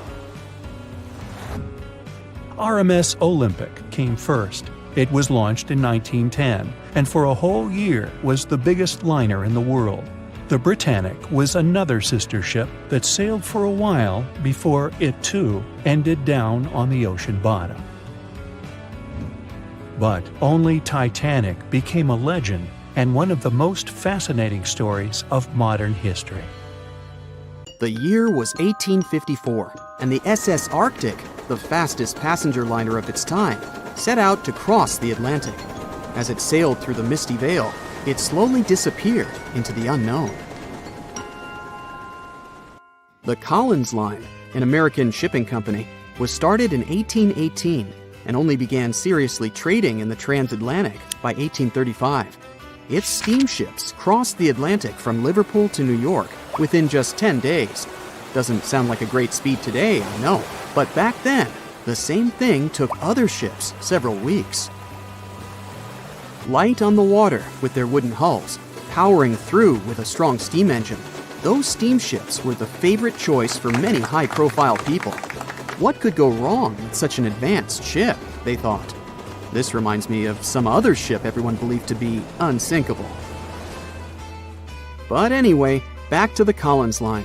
It grew to be a serious contender on transatlantic routes, with only one other competitor, the Cunard's Line. It was a British company also aiming to be the main force through the Arctic Passage. In 1835, the company received a new ship that traveled to Liverpool and came back to New York with the largest cargo ever at that time. From then, the Collins Line was steadily growing. It seemed like there would only be future successes for it. Unfortunately, their lavish ships became costly to run with the amount of coal used. Massive power along with weak wooden hulls meant they needed many repairs after each voyage. So, every trip ended up being expensive. But since the ships were safe and had a great reputation, people were willing to pay the price, and the company was definitely not in crisis. They had achieved something no one had managed to do before them. Like I told you, their ships crossed the Atlantic in a whopping 10 days, and Edward Collins, the owner, was very determined to maintain the pace. Their 5 ships easily outran the Cunard's Line of only 3. With this great praise, it provided more attention. Though the Cunard's ships were slower with their iron hulls, they believed there was still profit, regardless of how slowly they sailed. Among Collins' ships, the Arctic, the third of them to be launched, was the largest, reaching 284 feet long, with 2 side-lever steam engines, each with 1,000 horsepower. The paddle wheels made 16 revolutions a minute when at full speed. At the time of its launch, the press called it the most stupendous vessel ever constructed in the United States. But glamour and fame couldn't avoid what would come next. On the 27th of September, the Arctic was on its journey from Liverpool to New York, continuing a speed pace through the thick fog. It's possible that by that moment, after 4 years of record-breaking trips, the crew became overconfident with their sailing and the ship. Going only 50 miles from Newfoundland, they carelessly continued through the fog with no radio contact, sonar, or any other form of identifying objects, equipped only with Morse code. A smaller ship, the SS Vesta, which operated as a fishing vessel, often worked around Newfoundland. It was passing through the same path as the Arctic and crashed into its side. Shocked by the collision, the captain of the Arctic offered help to the much smaller Vesta, but it was soon clear that the damage that seemed minor on the Arctic was far worse. Beneath the waterline, a hole was letting water into the hull. The cost of the much faster wooden hull now seemed less valuable. They steered toward land, trying to plug the holes, but they weren't doing so well, and the seawater continued to pour in, filling up higher and pushing the ship down. And finally, once the engine room was full, it put out the boilers, taking away the massive power the Arctic was once legendary for. They moved slowly until coming to a complete stop. The ship continued to sink, and the order was to abandon it. At the time, maritime law allowed for the Arctic to carry only 6 lifeboats, only capable of saving 180 people. The crew and some of the passengers managed to push their way aboard and took most of the seats on those boats.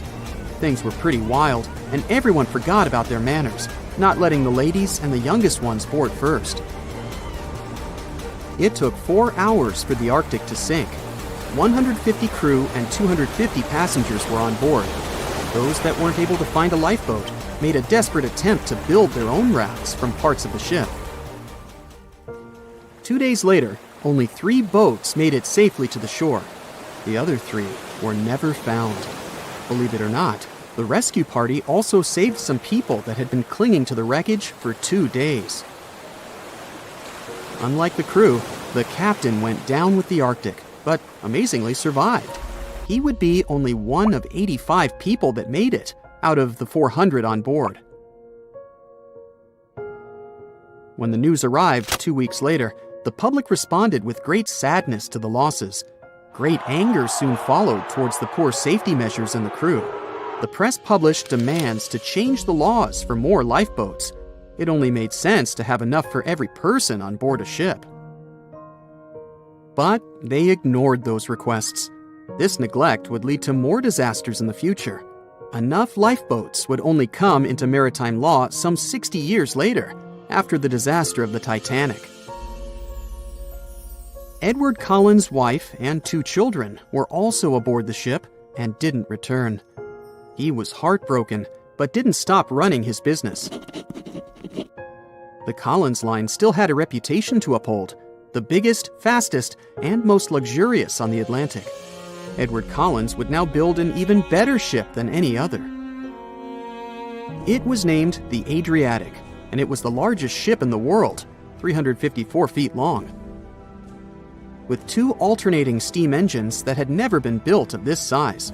These steam engines at the time were at the height of engineering, though today you can only see them in models and toys. With the new addition of 2 masts, the Adriatic would also be able to sail if needed. Luckily, they made some lessons from the disaster of the Arctic. But before their new ship, the Adriatic, was built, another disaster had occurred. The sister ship of the Arctic had also sunk. They believed this second ship was desperate to stay in front of the Cunard's line and hit an iceberg somewhere during the race. This weird contest took the lives of 141 people. The desperation of Collins and his weakly built hulls pushed the company towards bankruptcy in 1858. The newly built Adriatic, costing over $1 million, had only made 1 voyage in the end. And even that voyage was considered a disaster. The ship collided with a tugboat. It still managed to finish its maiden voyage at a suitable time. After the company had gone bankrupt, they had to sell the ship for only $50,000. They removed the great giant engines, replacing them with only sails. Although it was once the greatest ship on the high seas, it was only 30 years later until it was abandoned, labeled irreparable, and anchored in a river. The other remaining ships were also sold and only used for parts. Edward Collins left the industry altogether, seeking work on dry land instead.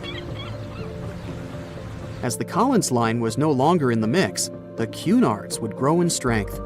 Without competition, they would win the Blue Riband for the next 30 years, and 180 years later, after producing hundreds of ships.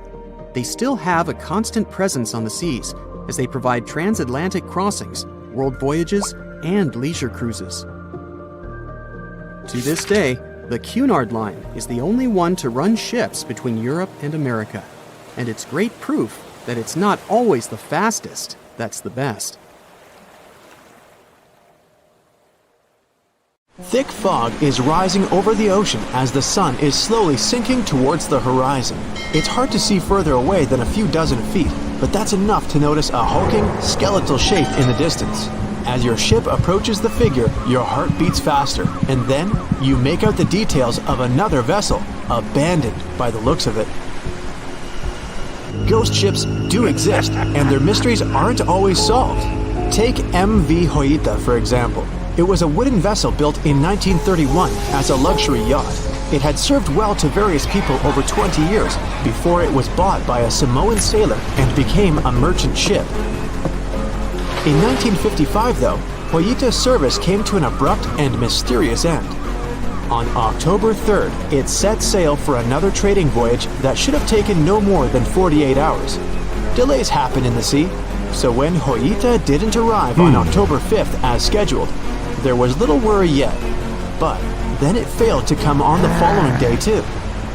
There was no distress signal or any other sign of Joyita's presence anywhere between its departure and arrival points. A search and rescue party was dispatched to find the ship, and for 6 days, they were scouting the area of nearly 100,000 square miles. On October 12th, the mission returned to the base empty-handed. Joyita vanished without a trace. It was only a month later that another merchant ship, Tuvalu, noticed the missing vessel far away from its route, drifting in the open sea and listing heavily.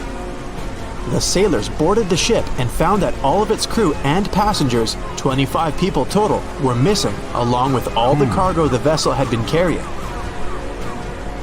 The radio was tuned to the International Distress Channel, meaning that the crew had been trying to ask for help, but they couldn't reach anyone because the radio cable had been damaged, limiting the range to 2 miles. The lifeboats were missing as well, indicating that people on board must have left the ship. Unfortunately, they seemed to have taken the logbook with them, leaving the rescue team clueless as to what had happened. Even today, the mystery of MV Joyita hasn't been solved yet. No one knows where the crew and passengers had gone and what had caused them to leave.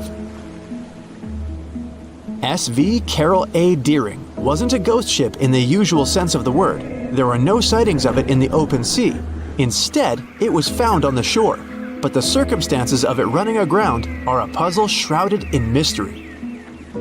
Carol A. Deering was built in 1919 in Maine, and it was a large vessel made for commercial voyages. Unfortunately, despite its large cost of construction, it had only served for a year before its last trip. July 19, 1920. The ship was traveling from Puerto Rico to Rio de Janeiro via Newport News to deliver a cargo of coal. It was almost halfway to the final destination when the captain fell seriously ill, and the crew turned back to drop him and his son off and replace the captain. The voyage went without incident, but when it came to Barbados in December to resupply, there were strange moods among the crew. The first mate didn't seem to be happy with the new captain. No one paid much attention to it back then, when they probably should have. The last sighting of Carol A. Deering at sea was on January 28, 1921, when a lightship noticed it off the coast of North Carolina. There was some commotion on the quarterdeck of the ship, where the crew were normally not allowed. Then, another vessel sighted it, but there was already no one on the decks. On January 31st, the merchant ship was found hard aground in the Diamond Shoals, a site notorious for numerous shipwrecks that had been occupying there for centuries. When the search and rescue party boarded the ship, they found it abandoned, the log and personal belongings of the crew gone, along with the 2 lifeboats. There is still no answer to what happened on board of Carol A. Deering that January, although the most popular version was mutiny. Maybe we'll never find out the truth though. SS Baychimo is perhaps one of the most notable ghost ships in history. This large cargo steamer was built in 1914 in Sweden and plodded its way dutifully over 16 years, trading provisions for pelts with native tribes of Alaska and Canada. But then, on October 1st, 1931, Baychimo got caught in pack ice. At first, it seemed the crew would be able to wait it out and continue on their route because the ship broke free in a couple of days. But in less than a week, it became caught again, this time for good. In another week, a rescue party was sent to fetch 22 of the Baychimo's crew, while another 15 remained behind to wait through the winter if necessary and get the ship back.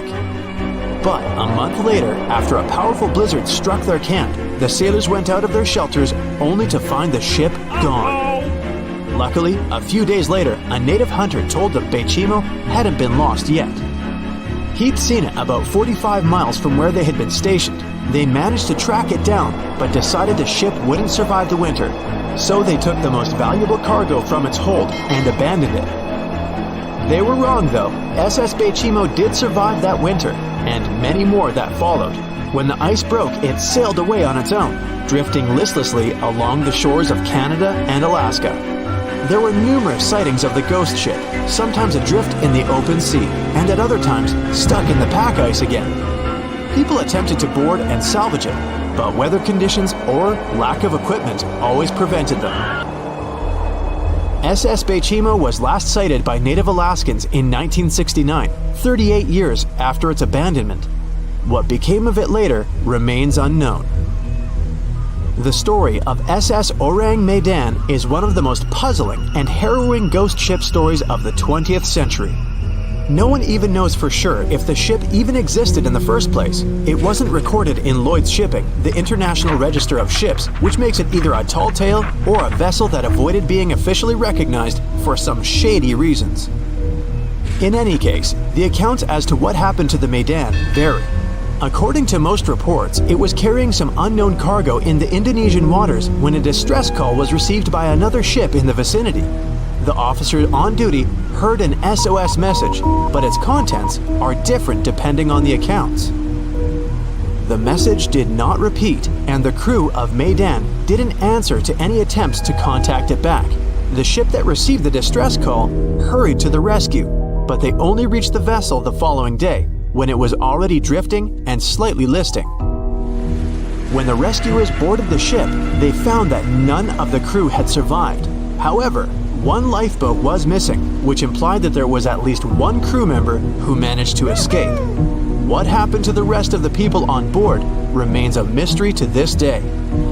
Still, there are no hard facts about this story, so we might never find out whether SS Orang Medan was actually a ship and not a thing of fiction. SV Zabrina was a 3-mast sailing barge built in 1873 for river trade ships in South America. She served for well over 4 decades, proving to be a sturdy and reliable ship. It was later transferred to Europe, where it continued serving its purpose well. But then, in October 1917, Zabrina set sail on a regular voyage only to be found ashore several days later.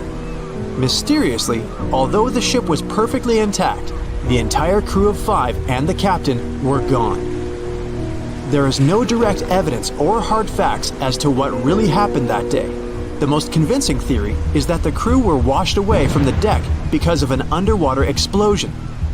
And then the ship sailed ahead without them, but the truth, as always, remains unknown. April 1912 marked one of the most terrible tragedies in the history of the world. The most unsinkable vessel, the pinnacle of engineering at that time, the huge Titanic, sank. On that dark, moonless night, the ship had many chances to save its passengers. There was another ship just a few miles away that could have saved the Titanic, but it didn't. It wasn't a phantom ship, and it's not some legend or a theory. This is a documented reality. There are records and witnesses' statements confirming this, but why didn't this ship help? Let's find out what happened that night by looking at these events from 3 different points of view. Let's start with the Titanic version. 11:30 p.m. The moon hides behind black clouds. Visibility is bad. Everything is calm on the Titanic.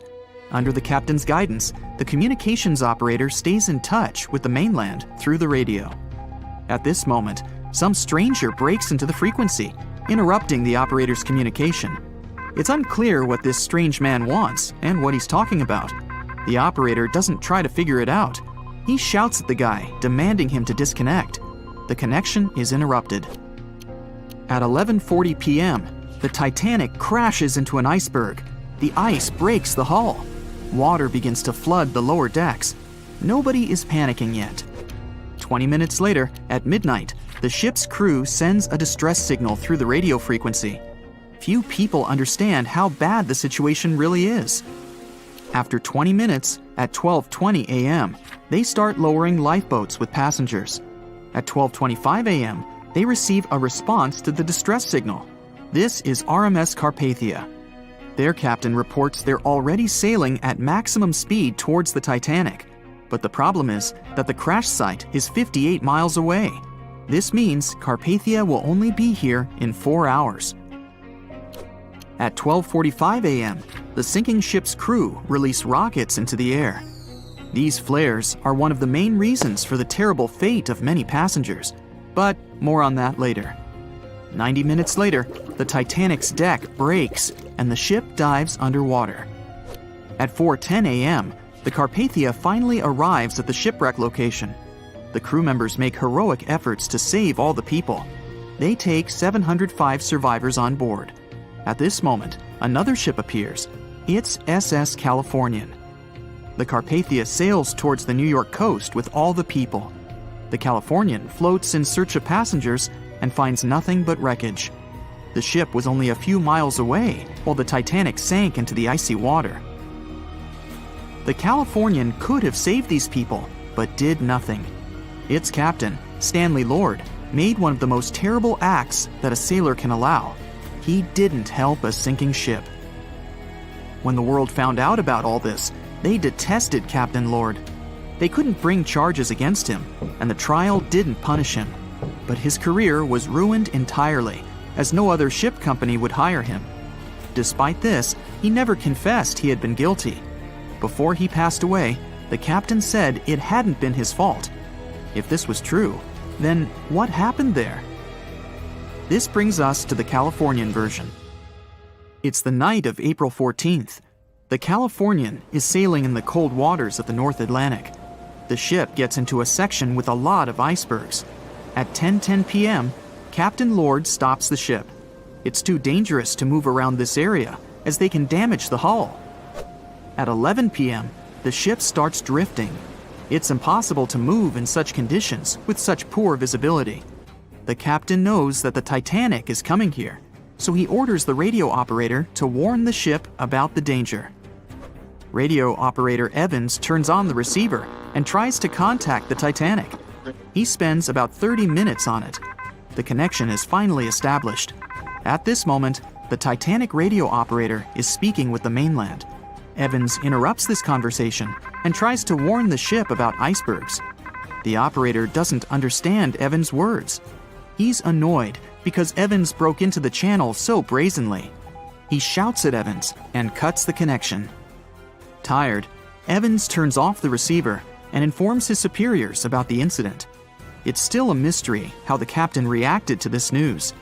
He probably thought the Titanic knew about the danger. He lets Evans go to bed. If Evans hadn't turned off the radio and waited 1 hour, he would have heard a distress signal from the Titanic. But you shouldn't blame him. At this point, he has no official reason to stay at the transmitter. Evans is too exhausted and can't fight drowsiness. So, Evans goes to bed. The Titanic begins to sink. Its captain sends a distress signal. The operator on board the Carpathia catches it, but the Californian doesn't, since the receiver is turned off. Captain Lord can't sleep. He feels that something is wrong. Meanwhile, the Titanic is rapidly sinking under the water. The captain gives the order to launch rockets into the air. And here is where one of the critical mistakes takes place. They release warning lights, but they are not red. The crew forgot to take red rockets on board for some reason, so they lit up the sky with a bright white light. If you need to send a distress signal, you need to release red lights. Captain Lord sees these lights, but doesn't perceive them as a cry for help. It can't be that there are no standard red rockets on such a massive ship as the Titanic. But, unfortunately, it can. Captain Lord thinks the Titanic is sailing away. Perhaps there is some unknown reason behind those white lights, but he doesn't really know. So, Captain Lord has no idea that the Titanic is sinking. He still decides to contact the ship, but this time, not through radio communication. Captain Lord doesn't wake up the radio operator and sends a signal to the Titanic through a signal lamp. It's important to understand that many old-school captains didn't take radio communication seriously. They didn't understand the value of this technology. That's why Captain Lord doesn't wake up Evans. He sends light signals, but the Titanic doesn't respond. Many survivors later mentioned seeing the flashing lights of the Californian, but there was nothing they could have done. The ship's crew doesn't hear their cries for help. At 2:20 a.m., the Titanic completely goes underwater. A little more than 2 hours later, radio operator Evans wakes up and turns the transmitter on. He hears many rescuers talking about the sunken ship. Evans understands everything. He reports this to the captain. At that moment, the Californian immediately heads to the wreck site. They meet Carpathia there. With the survivors on board, it sails towards New York. The Californian stays sailing and looking for people. They find nothing but wreckage. The Californian returns to the mainland. The news about the ship that could have saved the Titanic is spreading all over the country. The trial begins. Captain Stanley Lord and the crew tell their version. They say their ship had been standing still. Many people don't believe them, and some of the surviving passengers claim to have seen the Californian sailing by. Still, the judge declares them innocent. 1962. Captain Stanley Lord is a very old man. He calls a notary to confess something. The captain makes his last remark about this case. He swears he's not guilty. But if it wasn't the Californian sailing past the Titanic at that moment, then what? The Samson theory could answer that question for us. The sealing ship Samson is sailing in the cold waters of the North Atlantic. The crew aren't sleeping. They carefully study the surroundings, but not because they're afraid of icebergs. They're scared of meeting with the U.S. Coast Guard. The Samson ship's crew catch seals, which is illegal. At 12:45 a.m., Samson's captain sees white signal rockets. The team is sure it's the Coast Guard. They turn off the lights and sail away. It's dark, so they don't notice the sinking Titanic. They return to the coast of Iceland and hear about the disaster. They realize they have abandoned the drowning passengers. The nephew of one of Samson's crew members reads about this story in his uncle's diary. The nephew asks for permission to publish these recordings. All the people realize that Captain Lord wasn't guilty, but unfortunately, he didn't live to see this moment. Actually, it's still unknown who is guilty in this story. 2 ships were nearby the Titanic. Their captains were adequate people. They would have helped save all the passengers. Their fault was that they couldn't understand what the Titanic wanted on that dark night. Someone forgot to put red flares in the box. This small but fatal detail was one of the leading causes of the tragedy. On April 10, 1912, the RMS Titanic set sail from England. But this wasn't the launch of a regular ship. The Titanic was the largest liner ever built at the time.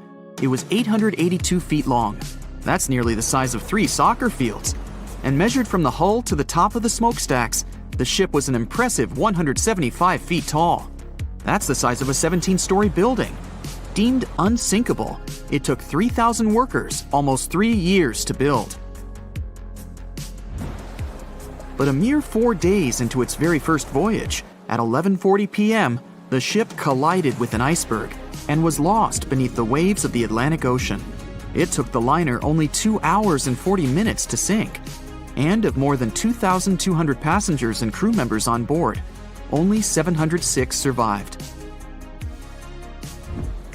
The wreck would remain lost for another 73 years, hiding its many secrets within the frigid Atlantic waters.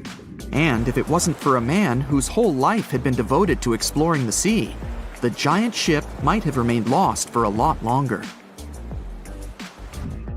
That man was Robert Ballard. As a child, Ballard was obsessed with the ocean. This fascination started when he was just 12 years old. That's when he watched a film adaptation of Jules Verne's science fiction novel, 20,000 Leagues Under the Sea. It had everything to spark a young person's imagination, from adventure and strange creatures to a powerful underwater vehicle called the Nautilus. It could travel anywhere in the world you wanted to go. From that moment, life on dry land was no longer in Ballard's future. When he was 23, he was assigned to the Deep Submergence Group.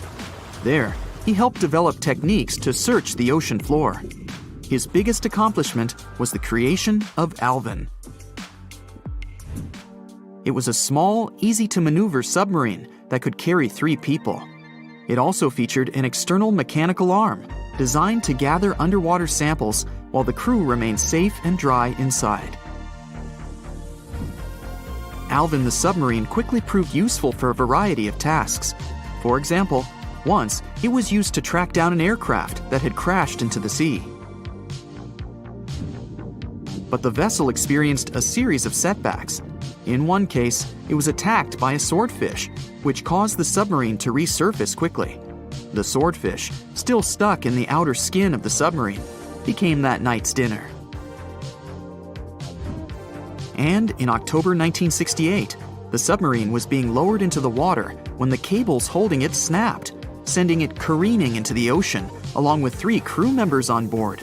And because the small vessel was still open, it immediately filled with water and quickly began to sink. Luckily, the crew managed to escape, but Alvin was gone. Bad weather hampered multiple attempts to recover the vessel. It wasn't until the following year that it was finally returned to the surface. In time, Alvin would be improved. Its hull would be strengthened by titanium, giving it a higher depth rating, thus making it even better suited for ocean exploration. The specialized submarine would come in handy in many of Ballard's 100-plus expeditions.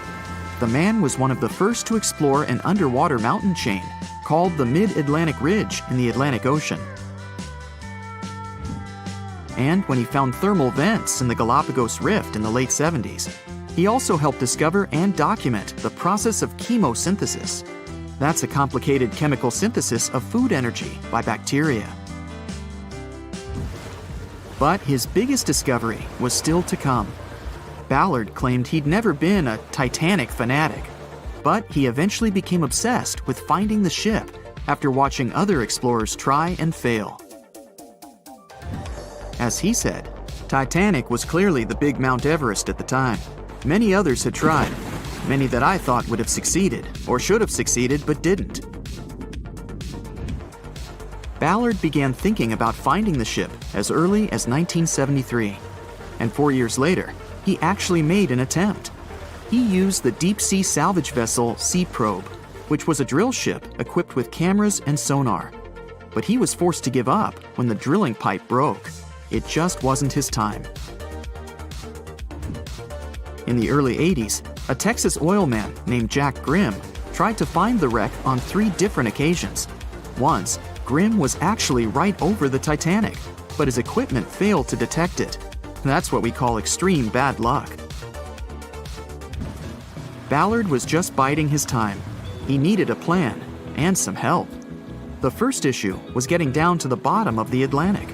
The furthest down he had ever traveled before was 20,000 feet, and this trip took him 3 hours, and that didn't include the way back up.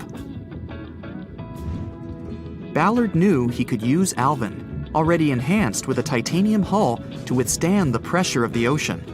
But he also needed something that didn't require him to actually go down with it. An unpiloted remote-controlled submarine would be ideal. But first, he would have to create one. He reached out to the authorities, hoping they would provide funding for his project. And though officials had no interest in the Titanic, they were willing to help.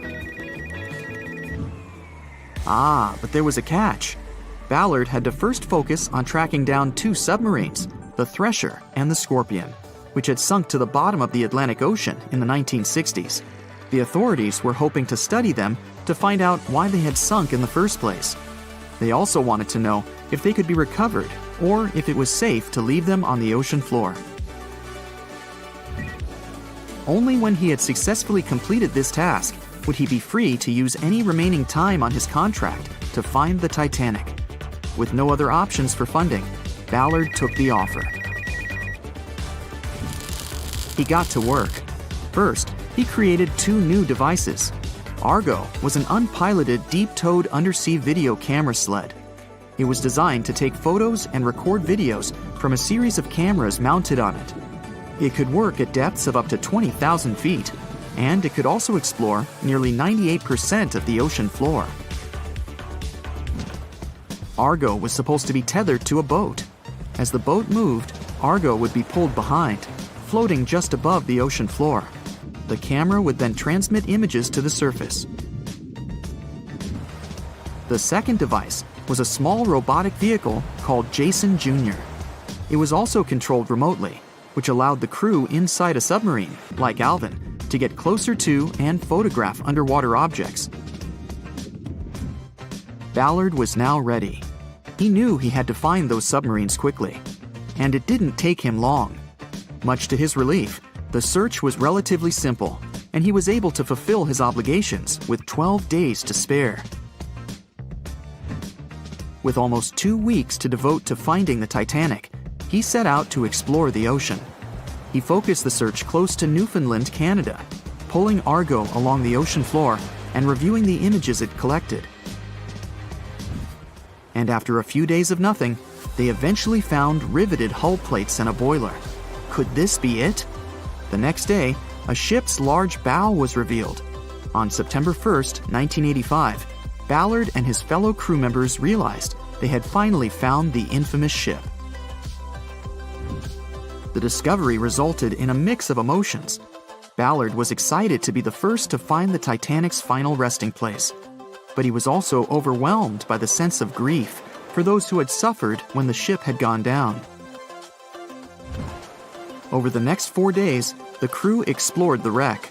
They found the crow's nest, from where the iceberg had first been spotted. Plus, there was finally evidence of how the massive ship had split in two before sinking, with both halves of the ship found.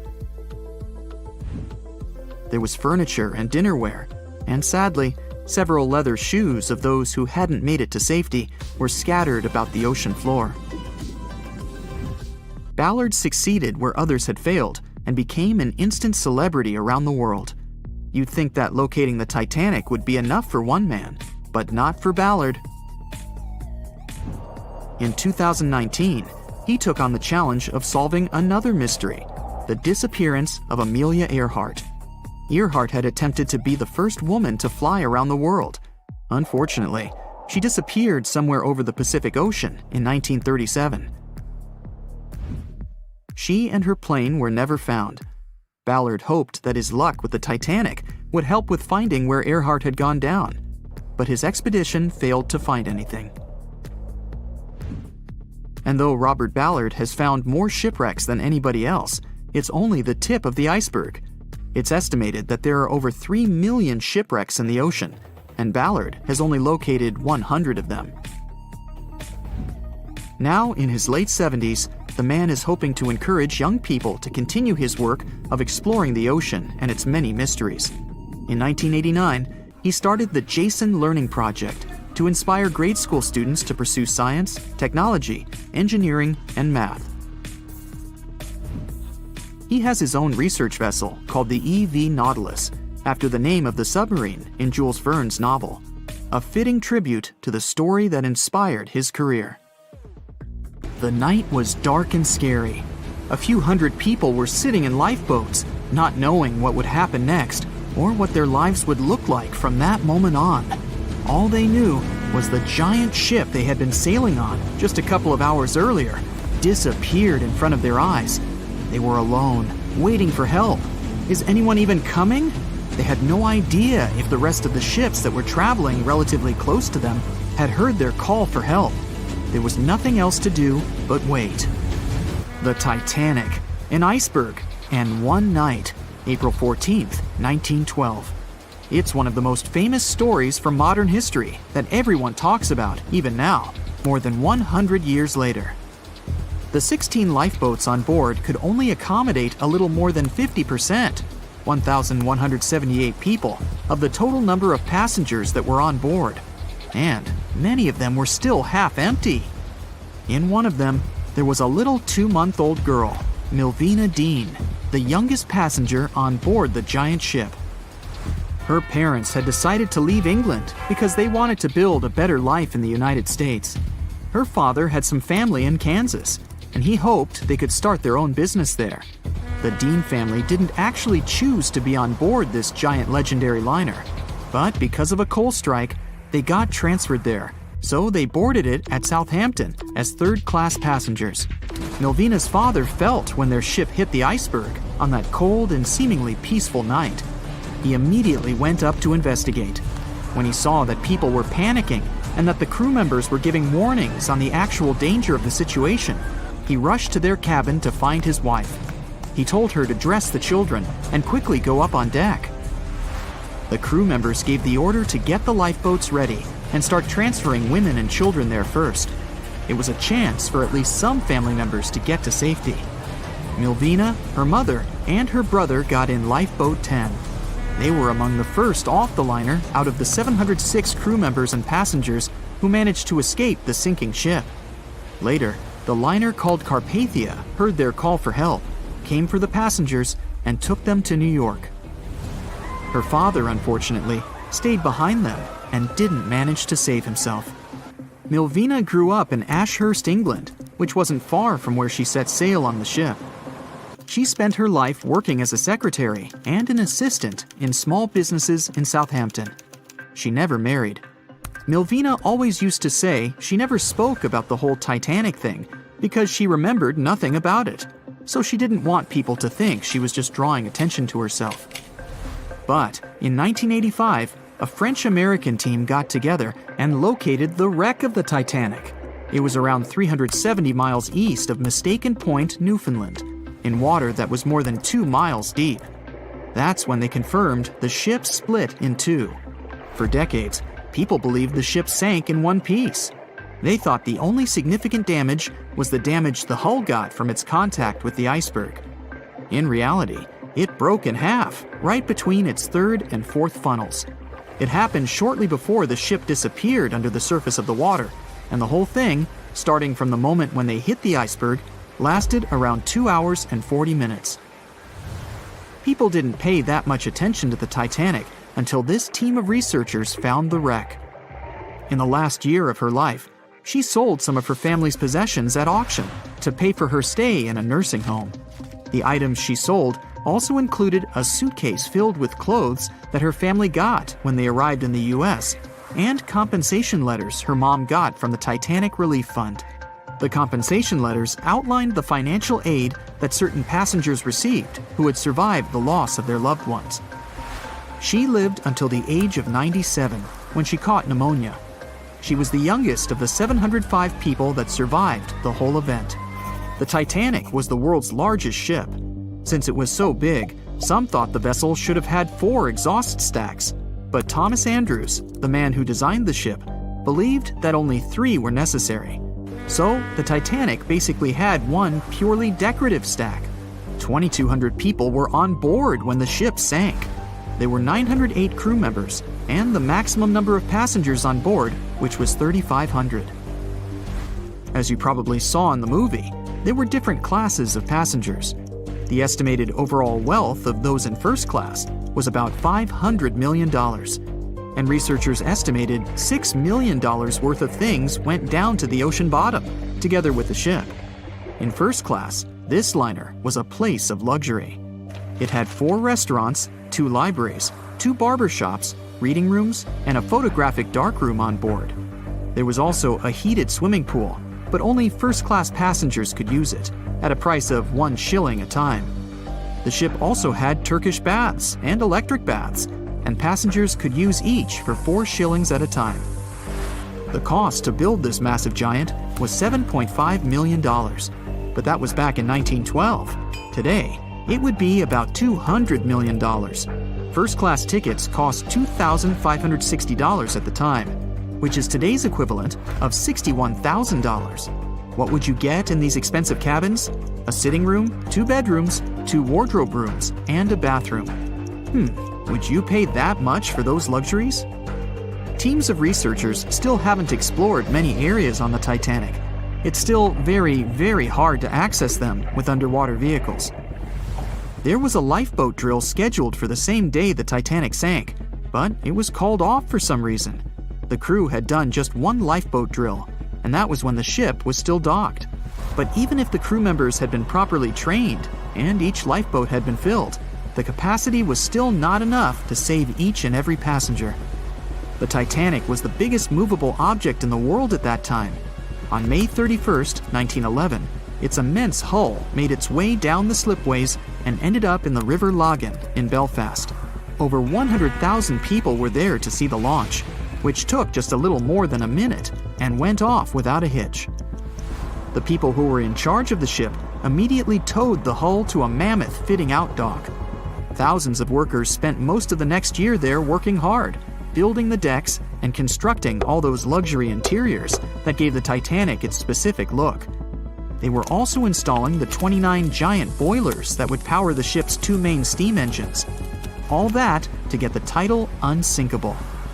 The ship had more than just one fatal flaw. You may have heard of one of its design flaws. The airtight bulkheads weren't completely sealed on top. This allowed water to flow from one compartment to another, which eventually sank the liner. And Titanic had more flaws. High sulfur content, cold temperatures, and high speeds largely affected the steel of the vessel's hull and the iron of its rivets. The steel here shattered, while the rivets popped out relatively easily. This was the reason the Titanic sunk 24 times faster than we'd expect. There are many theories about what really led to the sinking of such a giant. And one says a full moon from a couple of months before could be one of the reasons. It may have created very strong tides that sent a flotilla of icebergs southward. This was right in time for the Titanic's maiden voyage. Research says an optical illusion prevented the ship from getting help.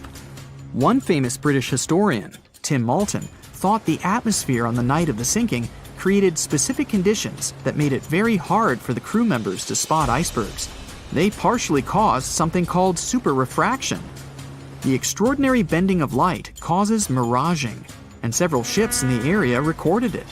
Not only did this prevent the crew from seeing the troublesome iceberg in time, but it also stopped one of the ships that could have offered help from identifying the call for help and communicating with the Titanic crew. Also, some say the ship was traveling too fast. From the start, they blamed the skipper for sailing such a big liner at such a high speed, 22 knots, through the cold and unpredictable waters of the North Atlantic, which was full of hidden icebergs. April 1912 marked one of the most terrible tragedies in the history of the world. The most unsinkable vessel, the pinnacle of engineering at that time, the huge Titanic, sank. On that dark, moonless night, the ship had many chances to save its passengers. There was another ship just a few miles away that could have saved the Titanic, but it didn't. It wasn't a phantom ship, and it's not some legend or a theory. This is a documented reality. There are records and witnesses' statements confirming this, but why didn't this ship help? Let's find out what happened that night by looking at these events from 3 different points of view. Let's start with the Titanic version. 11:30 p.m. The moon hides behind black clouds. Visibility is bad. Everything is calm on the Titanic. Under the captain's guidance, the communications operator stays in touch with the mainland through the radio. At this moment, some stranger breaks into the frequency, interrupting the operator's communication. It's unclear what this strange man wants and what he's talking about. The operator doesn't try to figure it out. He shouts at the guy, demanding him to disconnect. The connection is interrupted. At 11:40 p.m., the Titanic crashes into an iceberg. The ice breaks the hull. Water begins to flood the lower decks. Nobody is panicking yet. 20 minutes later, at midnight, the ship's crew sends a distress signal through the radio frequency. Few people understand how bad the situation really is. After 20 minutes, at 12:20 a.m., they start lowering lifeboats with passengers. At 12:25 a.m., they receive a response to the distress signal. This is RMS Carpathia. Their captain reports they're already sailing at maximum speed towards the Titanic. But the problem is that the crash site is 58 miles away. This means Carpathia will only be here in 4 hours. At 12:45 a.m., the sinking ship's crew release rockets into the air. These flares are one of the main reasons for the terrible fate of many passengers, but more on that later. 90 minutes later, the Titanic's deck breaks and the ship dives underwater. At 4:10 a.m., The Carpathia finally arrives at the shipwreck location. The crew members make heroic efforts to save all the people. They take 705 survivors on board. At this moment, another ship appears. It's SS Californian. The Carpathia sails towards the New York coast with all the people. The Californian floats in search of passengers and finds nothing but wreckage. The ship was only a few miles away while the Titanic sank into the icy water. The Californian could have saved these people, but did nothing. Its captain, Stanley Lord, made one of the most terrible acts that a sailor can allow. He didn't help a sinking ship. When the world found out about all this, they detested Captain Lord. They couldn't bring charges against him, and the trial didn't punish him. But his career was ruined entirely, as no other ship company would hire him. Despite this, he never confessed he had been guilty. Before he passed away, the captain said it hadn't been his fault. If this was true, then what happened there? This brings us to the Californian version. It's the night of April 14th. The Californian is sailing in the cold waters of the North Atlantic. The ship gets into a section with a lot of icebergs. At 10:10 p.m., Captain Lord stops the ship. It's too dangerous to move around this area, as they can damage the hull. At 11 p.m., the ship starts drifting. It's impossible to move in such conditions with such poor visibility. The captain knows that the Titanic is coming here, so he orders the radio operator to warn the ship about the danger. Radio operator Evans turns on the receiver and tries to contact the Titanic. He spends about 30 minutes on it. The connection is finally established. At this moment, the Titanic radio operator is speaking with the mainland. Evans interrupts this conversation and tries to warn the ship about icebergs. The operator doesn't understand Evans' words. He's annoyed because Evans broke into the channel so brazenly. He shouts at Evans and cuts the connection.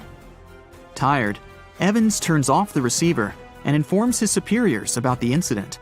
It's still a mystery how the captain reacted to this news. He probably thought the Titanic knew about the danger. He lets Evans go to bed. If Evans hadn't turned off the radio and waited 1 hour, he would have heard a distress signal from the Titanic. But you shouldn't blame him. At this point, he has no official reason to stay at the transmitter. Evans is too exhausted and can't fight drowsiness. So, Evans goes to bed. The Titanic begins to sink. Its captain sends a distress signal. The operator on board the Carpathia catches it, but the Californian doesn't, since the receiver is turned off. Captain Lord can't sleep. He feels that something is wrong. Meanwhile, the Titanic is rapidly sinking under the water. The captain gives the order to launch rockets into the air. And here is where one of the critical mistakes takes place. They release warning lights, but they are not red. The crew forgot to take red rockets on board for some reason, so they lit up the sky with a bright white light. If you need to send a distress signal, you need to release red lights. Captain Lord sees these lights, but doesn't perceive them as a cry for help. It can't be that there are no standard red rockets on such a massive ship as the Titanic. But, unfortunately, it can. Captain Lord thinks the Titanic is sailing away. Perhaps there is some unknown reason behind those white lights, but he doesn't really know. So, Captain Lord has no idea that the Titanic is sinking. He still decides to contact the ship, but this time, not through radio communication. Captain Lord doesn't wake up the radio operator and sends a signal to the Titanic through a signal lamp. It's important to understand that many old-school captains didn't take radio communication seriously. They didn't understand the value of this technology. That's why Captain Lord doesn't wake up Evans. He sends light signals, but the Titanic doesn't respond. Many survivors later mentioned seeing the flashing lights of the Californian, but there was nothing they could have done. The ship's crew doesn't hear their cries for help. At 2:20 a.m., the Titanic completely goes underwater. A little more than 2 hours later, radio operator Evans wakes up and turns the transmitter on. He hears many rescuers talking about the sunken ship. Evans understands everything. He reports this to the captain. At that moment, the Californian immediately heads to the wreck site. They meet Carpathia there. With the survivors on board, it sails towards New York. The Californian stays sailing and looking for people. They find nothing but wreckage. The Californian returns to the mainland. The news about the ship that could have saved the Titanic is spreading all over the country. The trial begins. Captain Stanley Lord and the crew tell their version. They say their ship had been standing still. Many people don't believe them, and some of the surviving passengers claim to have seen the Californian sailing by. Still, the judge declares them innocent. 1962. Captain Stanley Lord is a very old man. He calls a notary to confess something. The captain makes his last remark about this case. He swears he's not guilty. But if it wasn't the Californian sailing past the Titanic at that moment, then what? The Samson theory could answer that question for us. The sealing ship Samson is sailing in the cold waters of the North Atlantic. The crew aren't sleeping. They carefully study the surroundings, but not because they're afraid of icebergs. They're scared of meeting with the U.S. Coast Guard. The Samson ship's crew catch seals, which is illegal. At 12:45 a.m., Samson's captain sees white signal rockets. The team is sure it's the Coast Guard. They turn off the lights and sail away. It's dark, so they don't notice the sinking Titanic. They return to the coast of Iceland and hear about the disaster. They realize they have abandoned the drowning passengers. The nephew of one of Samson's crew members reads about this story in his uncle's diary. The nephew asks for permission to publish these recordings. All the people realize that Captain Lord wasn't guilty, but unfortunately, he didn't live to see this moment. Actually, it's still unknown who is guilty in this story. 2 ships were nearby the Titanic. Their captains were adequate people. They would have helped save all the passengers. Their fault was that they couldn't understand what the Titanic wanted on that dark night. Someone forgot to put red flares in the box. This small but fatal detail was one of the leading causes of the tragedy. So in 2017, over 25 million people boarded cruise ships all over the world. Now, if you're keeping count, that's more than the total population of Greece. It's become America's favorite choice when it comes to going on vacation. It's easy to see why hopping aboard a cruise ship becomes more popular each year. Heading out on a cruise is also coming back in style with newer generations. 2/3 of Gen Y and millennials say that cruising is their new preferred type of vacation. How's that? Well, let's see. It's easy to plan in advance. On board, you can find activities for all family members, and you get a chance to visit several different destinations in one trip. An added bonus of booking a cruise? You can sample various places for a future time off.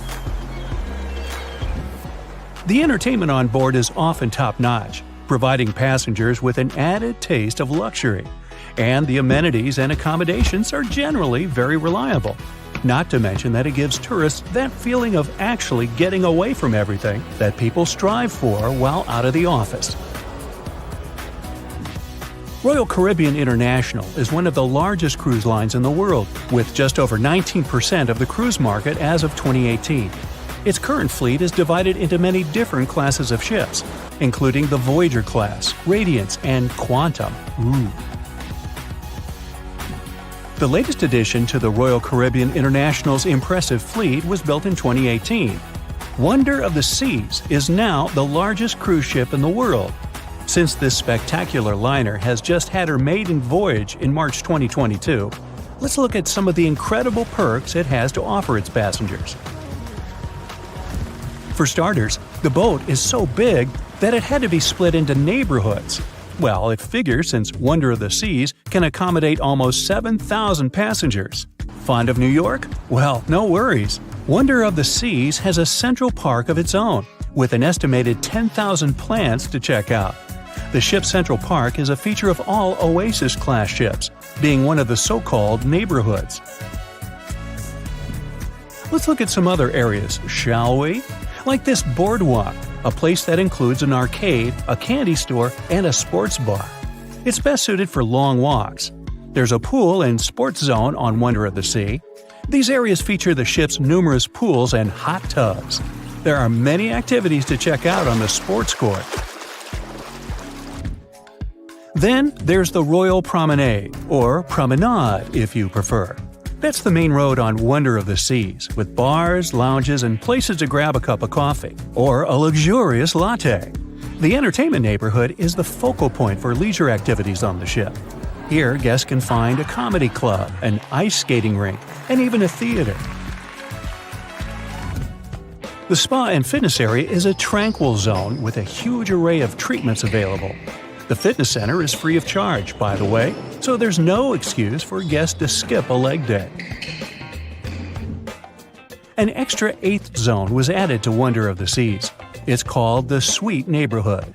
This is an exclusive area designed for guests staying in the suites. Oh, now I get it. It's located at the top of the ship. Guests here have designated staff members called Royal Genies. Yeah, if you rub a lamp in your suite, they appear. Nah, not really. The genies are similar to butlers. They can cater to just a few cabins. Of course, the cruise line wants to divert other guests from asking these crew members various questions and taking their time. That's why the genies don't wear name tags in public areas. As for its itinerary, Wonder of the Seas was initially supposed to be homeported in China, but Royal Caribbean decided to move the liner to the United States. In March 2022, the ship started its journey with 7-night Eastern and Western Caribbean itineraries. In May 2022, Wonder of the Seas is scheduled for a trip to Europe, with Western Mediterranean cruises from Barcelona and Rome planned for its guests. Passengers will also be able to visit Palma de Mallorca, Spain, and Capri, Italy. When the summer season is over, Wonder of the Seas is scheduled to return to Florida to offer year-round sailing starting November 2022. And by the way, there is no truth to the rumor that a special cruise only for highly allergic and hay fever sufferers will be called the Wonder of the Sneeze. Nope, not at all. Now, it's hard to imagine a ship so massive that can accommodate so many amenities on board. For example, the Titanic was the largest ship of its time, measuring 882 feet in length. And Wonder of the Seas is not only 1,188 feet long, it's also 36% taller and 34% wider. Speaking of lifeboats, which I am about to, Titanic had a mere 20 lifeboats on board, which was tragically not enough to fit all the passengers after the ship hit the iceberg. But Wonder of the Seas has an even smaller number of lifeboats, 18 to be precise. Sounds weird and dangerous? Well, not really, given that each of these lifeboats can accommodate up to 370 people. It means that all the passengers and crew members, an estimated 8,000 people if fully booked, are going to be safe in case of an emergency. If we could somehow have a race between the two ships, well, Titanic was in fact the faster ship out of the two, beating Wonder of the Seas by 1 knot per hour. Cruise ship passengers today are more interested in the experience rather than the speed of the boat itself. That's why how fast a ship can travel is not an extremely important aspect nowadays. In terms of costs, Titanic cost around $7.5 million at the time of its construction. It's the equivalent of about $200 million today. How about Wonder of the Seas? Well, it cost a staggering $1.35 billion to build, making it 6 times more expensive than the Titanic. How about we compare ticket prices? Well, in this case, the least expensive ticket on Titanic was £7. It's about $1,000 today. The cheapest ticket on Wonder of the Seas is currently $423, but prices may vary depending on the location, season, itinerary, and how much you tip your Royal Genie. And I know you were going to ask, how about icebergs? Well, Titanic steamed in the frigid North Atlantic, where you had to be on the lookout for those. Wonder of the Seas will be cruising the balmy Caribbean, where the worst thing you can hit on is 17 and blackjack. Oops, busted. Anyway, set side by side with its other sisters from the Royal Caribbean Fleet, Wonder of the Seas is equally as impressive. The company's earliest ships could host about 2,500 people. This included passengers and the staff. Such ships were Splendor of the Seas, Legends of the Seas, and the smallest of them all, Thumbelina of the Seas. No, wait, that should be Empress of the Seas. Oops, my bad. The largest ships in the company's fleet can now house about 9,000 people altogether. That's almost 3 times the size and capacity of the earlier liners. Wonder of the Seas is one of them, as well as Harmony of the Seas and Symphony of the Seas. Are you seeing a pattern here? Yep, if you ever encounter a ship with "of the Seas" in its name, it's safe to assume it belongs to Royal Caribbean. But if it's a can of tuna, it might actually be Chicken of the Sea. Hey, I like tuna. Now, choosing between cruise ships based on their size is like wondering if you should visit your local museum or the Louvre in Paris. It all depends on your preferences. Some families prefer small settings. Others are fan of large spaces that can provide everything they need. Historically, it's equally as exciting how far we've come in terms of maritime transportation. The SS Royal William, for example, was the first boat to ever make a transatlantic voyage almost entirely steam-powered in 1833. And it was a mere 160 feet long and could house roughly 155 passengers. And if the seas were calm, then they were housed less roughly. Similarly, the first modern megaship in the world was the MS Sovereign of the Seas. Launched in 1987, it was only 888 feet long and could carry a little under 3,000 passengers. Size and capacity are not the single improvements added to newer cruise ships out there. Recent technological developments in artificial intelligence and facial recognition have allowed cruise operators to ensure faster, smoother boarding for passengers. If, in the past, it took from 60 to 90 minutes for all passengers to board a ship, nowadays, cruise ship operators manage to get people comfortably settled in less than 15 minutes. Now, I'm sure you're already eager to book a ticket, but let's look into some of the more interesting activities you can try on board Wonder of the Seas.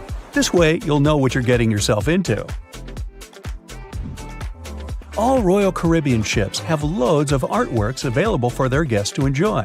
But Wonder of the Seas goes above and beyond, even featuring statues of astronauts in key locations around the ship. You'll find the first astronaut looking through the glass at the promenade, while a second one is busy rock climbing at the boardwalk. The third and last astronaut is more of a movie fan. This statue can be found near the movie screen sitting area. Going astronaut sightseeing is proving to be quite the experience among guests. In the areas with no access to sunlight, Wonder of the Seas features virtual balconies. In case of bad weather, guests can still have a feeling of the outdoors, but without having to hide from wind or rain. Teenagers have a place of their own reserved on the ship. There's a special club with a private hot tub, selfie area, games, and comfortable seating. The inside part of this club features a vending machine, an interesting collection of literature, and tables for foosball. Well, sign me up. Meet Arthur John Priest. No, he isn't famous for being a painter or for discovering some long-lost treasure. He didn't invent some cool gadget or break any world records. No, Arthur John Priest is famous simply for being unsinkable.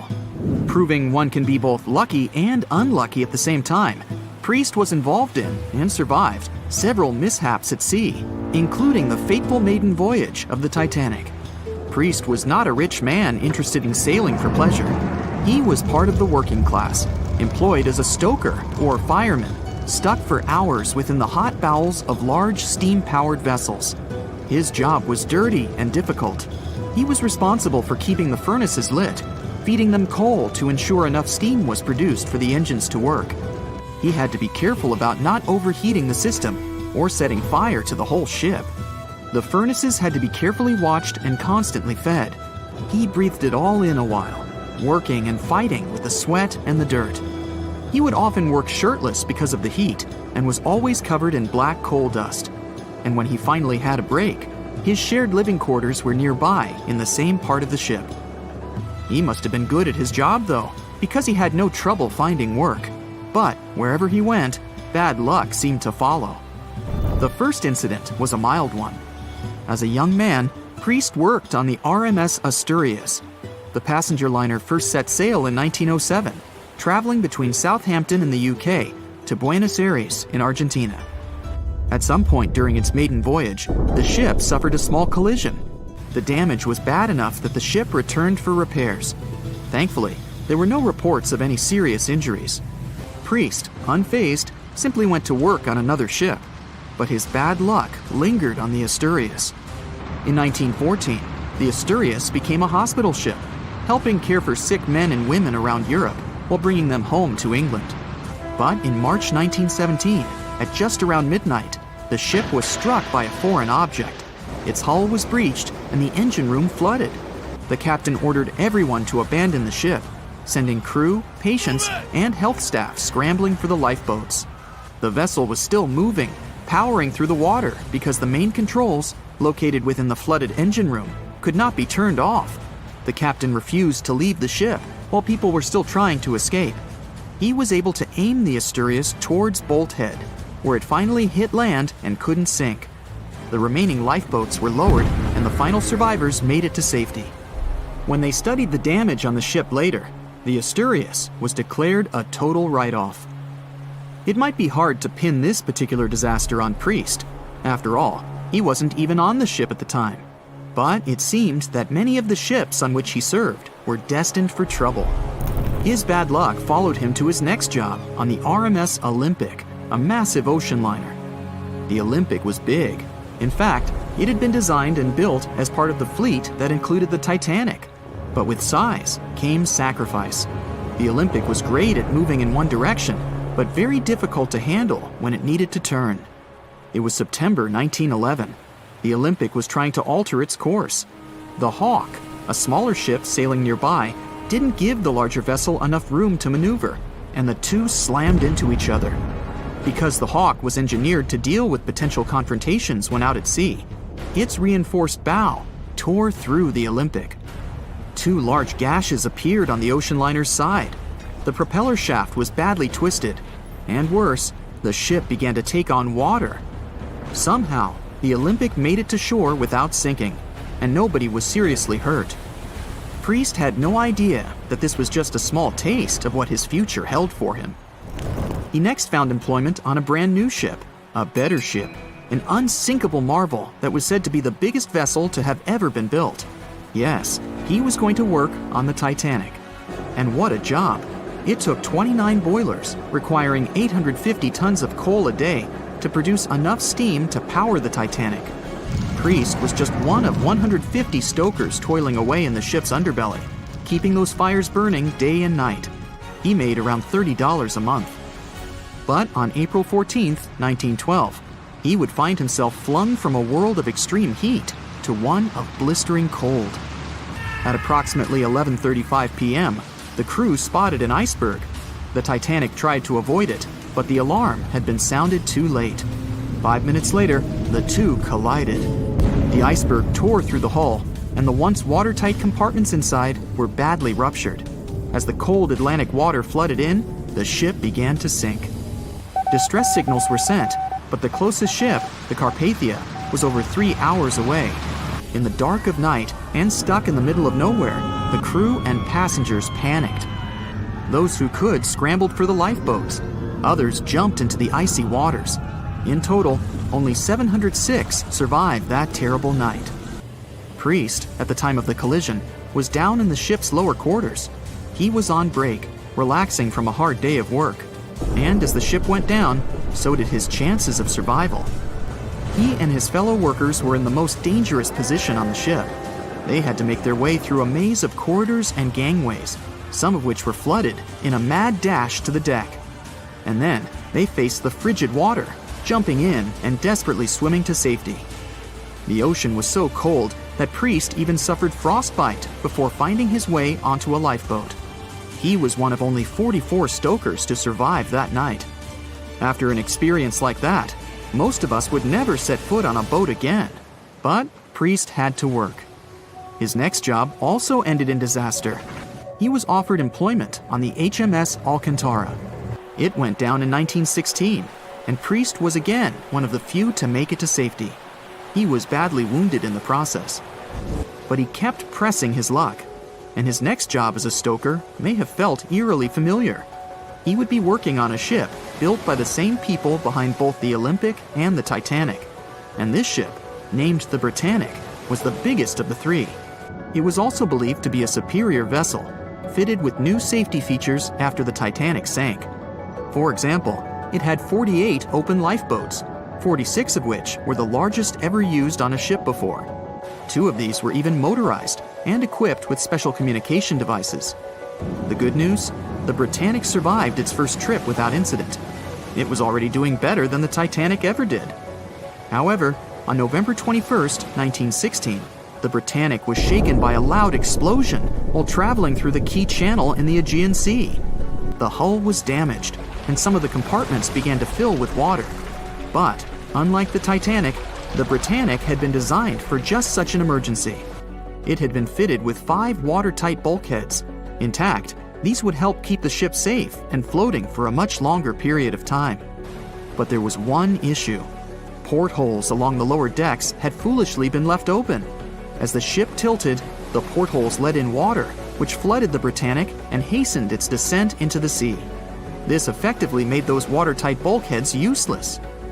The ship was going down fast, much faster, in fact, than the Titanic had sunk. 35 of the lifeboats were successfully launched, saving most on board. Of the 1,066 passengers and crew, 1,036 survived. Priest, his luck intact, was one of them. And yet, he still wasn't done with a life at sea. He accepted a position as a stoker on the Donegal. It was a smaller passenger ferry that had been converted for use as a hospital boat. In April 1917, it was struck by a foreign object while fleeing an unsafe situation, and though he suffered from a head injury, Priest was again one of the survivors. It took experiencing 2 collisions and 4 sinkings before Priest was finally ready to retire. In fact, he reportedly said he only gave it up because no one wanted to sail with him. Can you blame them? He would live out the rest of his life on dry land in Southampton, England, with his wife Annie and their 3 sons. But Arthur John Priest would always be remembered as the unsinkable stoker.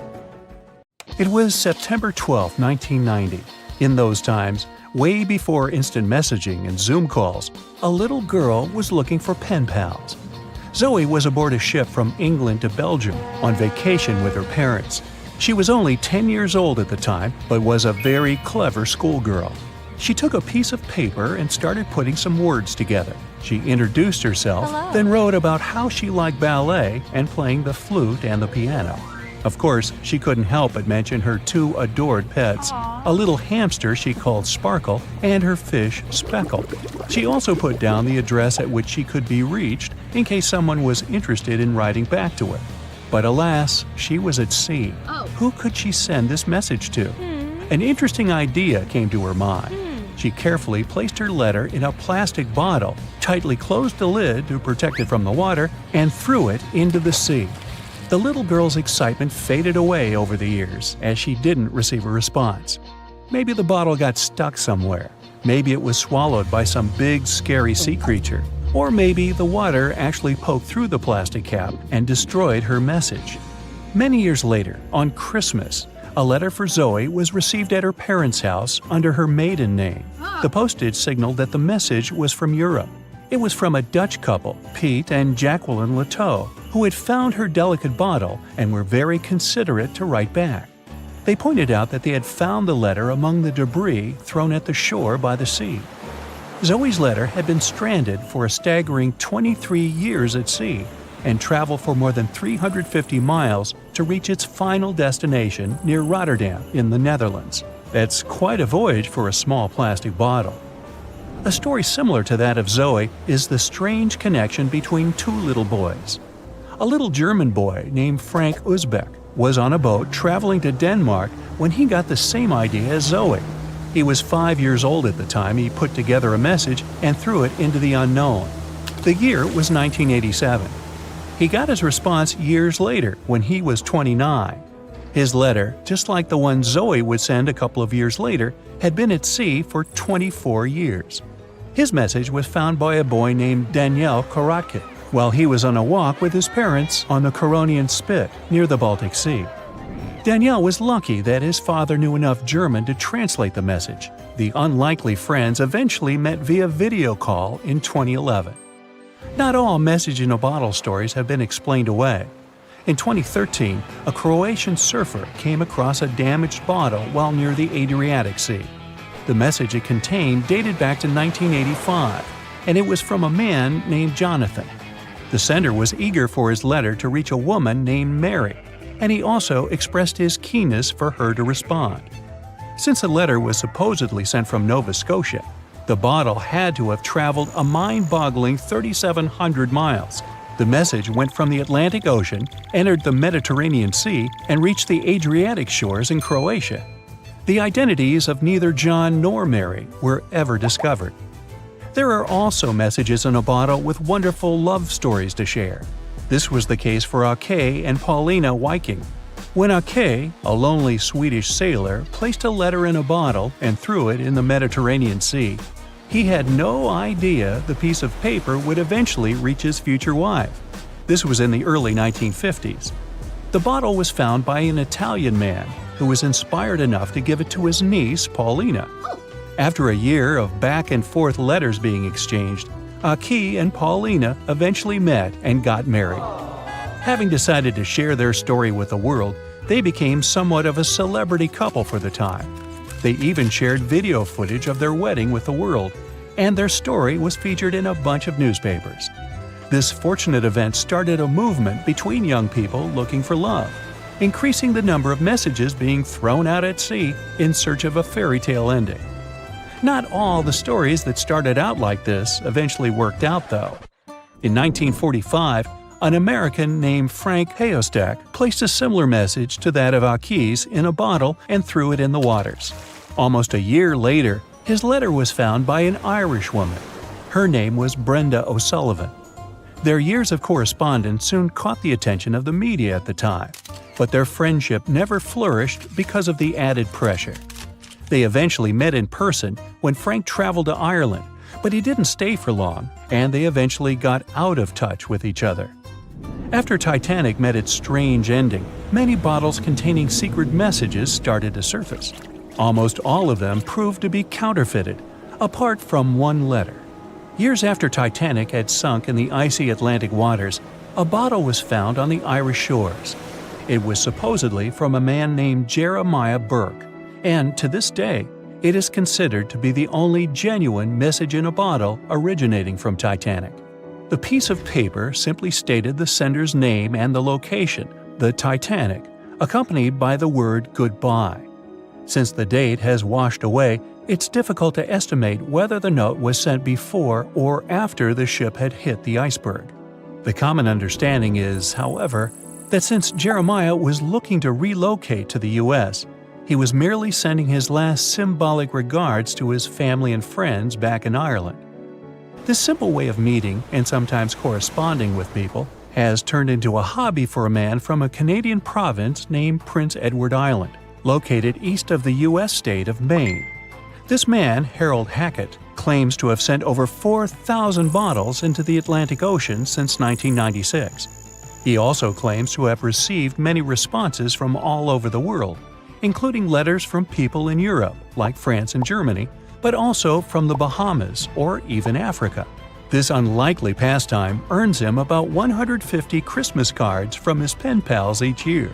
To this day, he refuses to add his phone number to any of his letters. This way, he ensures that if people ever want to contact him, the only means of doing so is via a written letter. He's also studied the best times to send the messages in the water based on the direction of the winds and the currents. Now, some bottles spend a whole lifetime at sea after being cast away by their sender. It was the case for a British man that wrote a message and placed it into a bottle before throwing it in the English Channel in 1914. His name was Thomas Hughes, and he wanted to direct the message to his wife, but was polite enough to write a letter to whoever got their hands on the bottle first, asking them to redirect the piece of paper accordingly. The bottle didn't reach his wife, since it was found 85 years later on the Essex coast. The man that stumbled upon the bottle was kind enough to reach out to the family and place the message in possession of Thomas's daughter.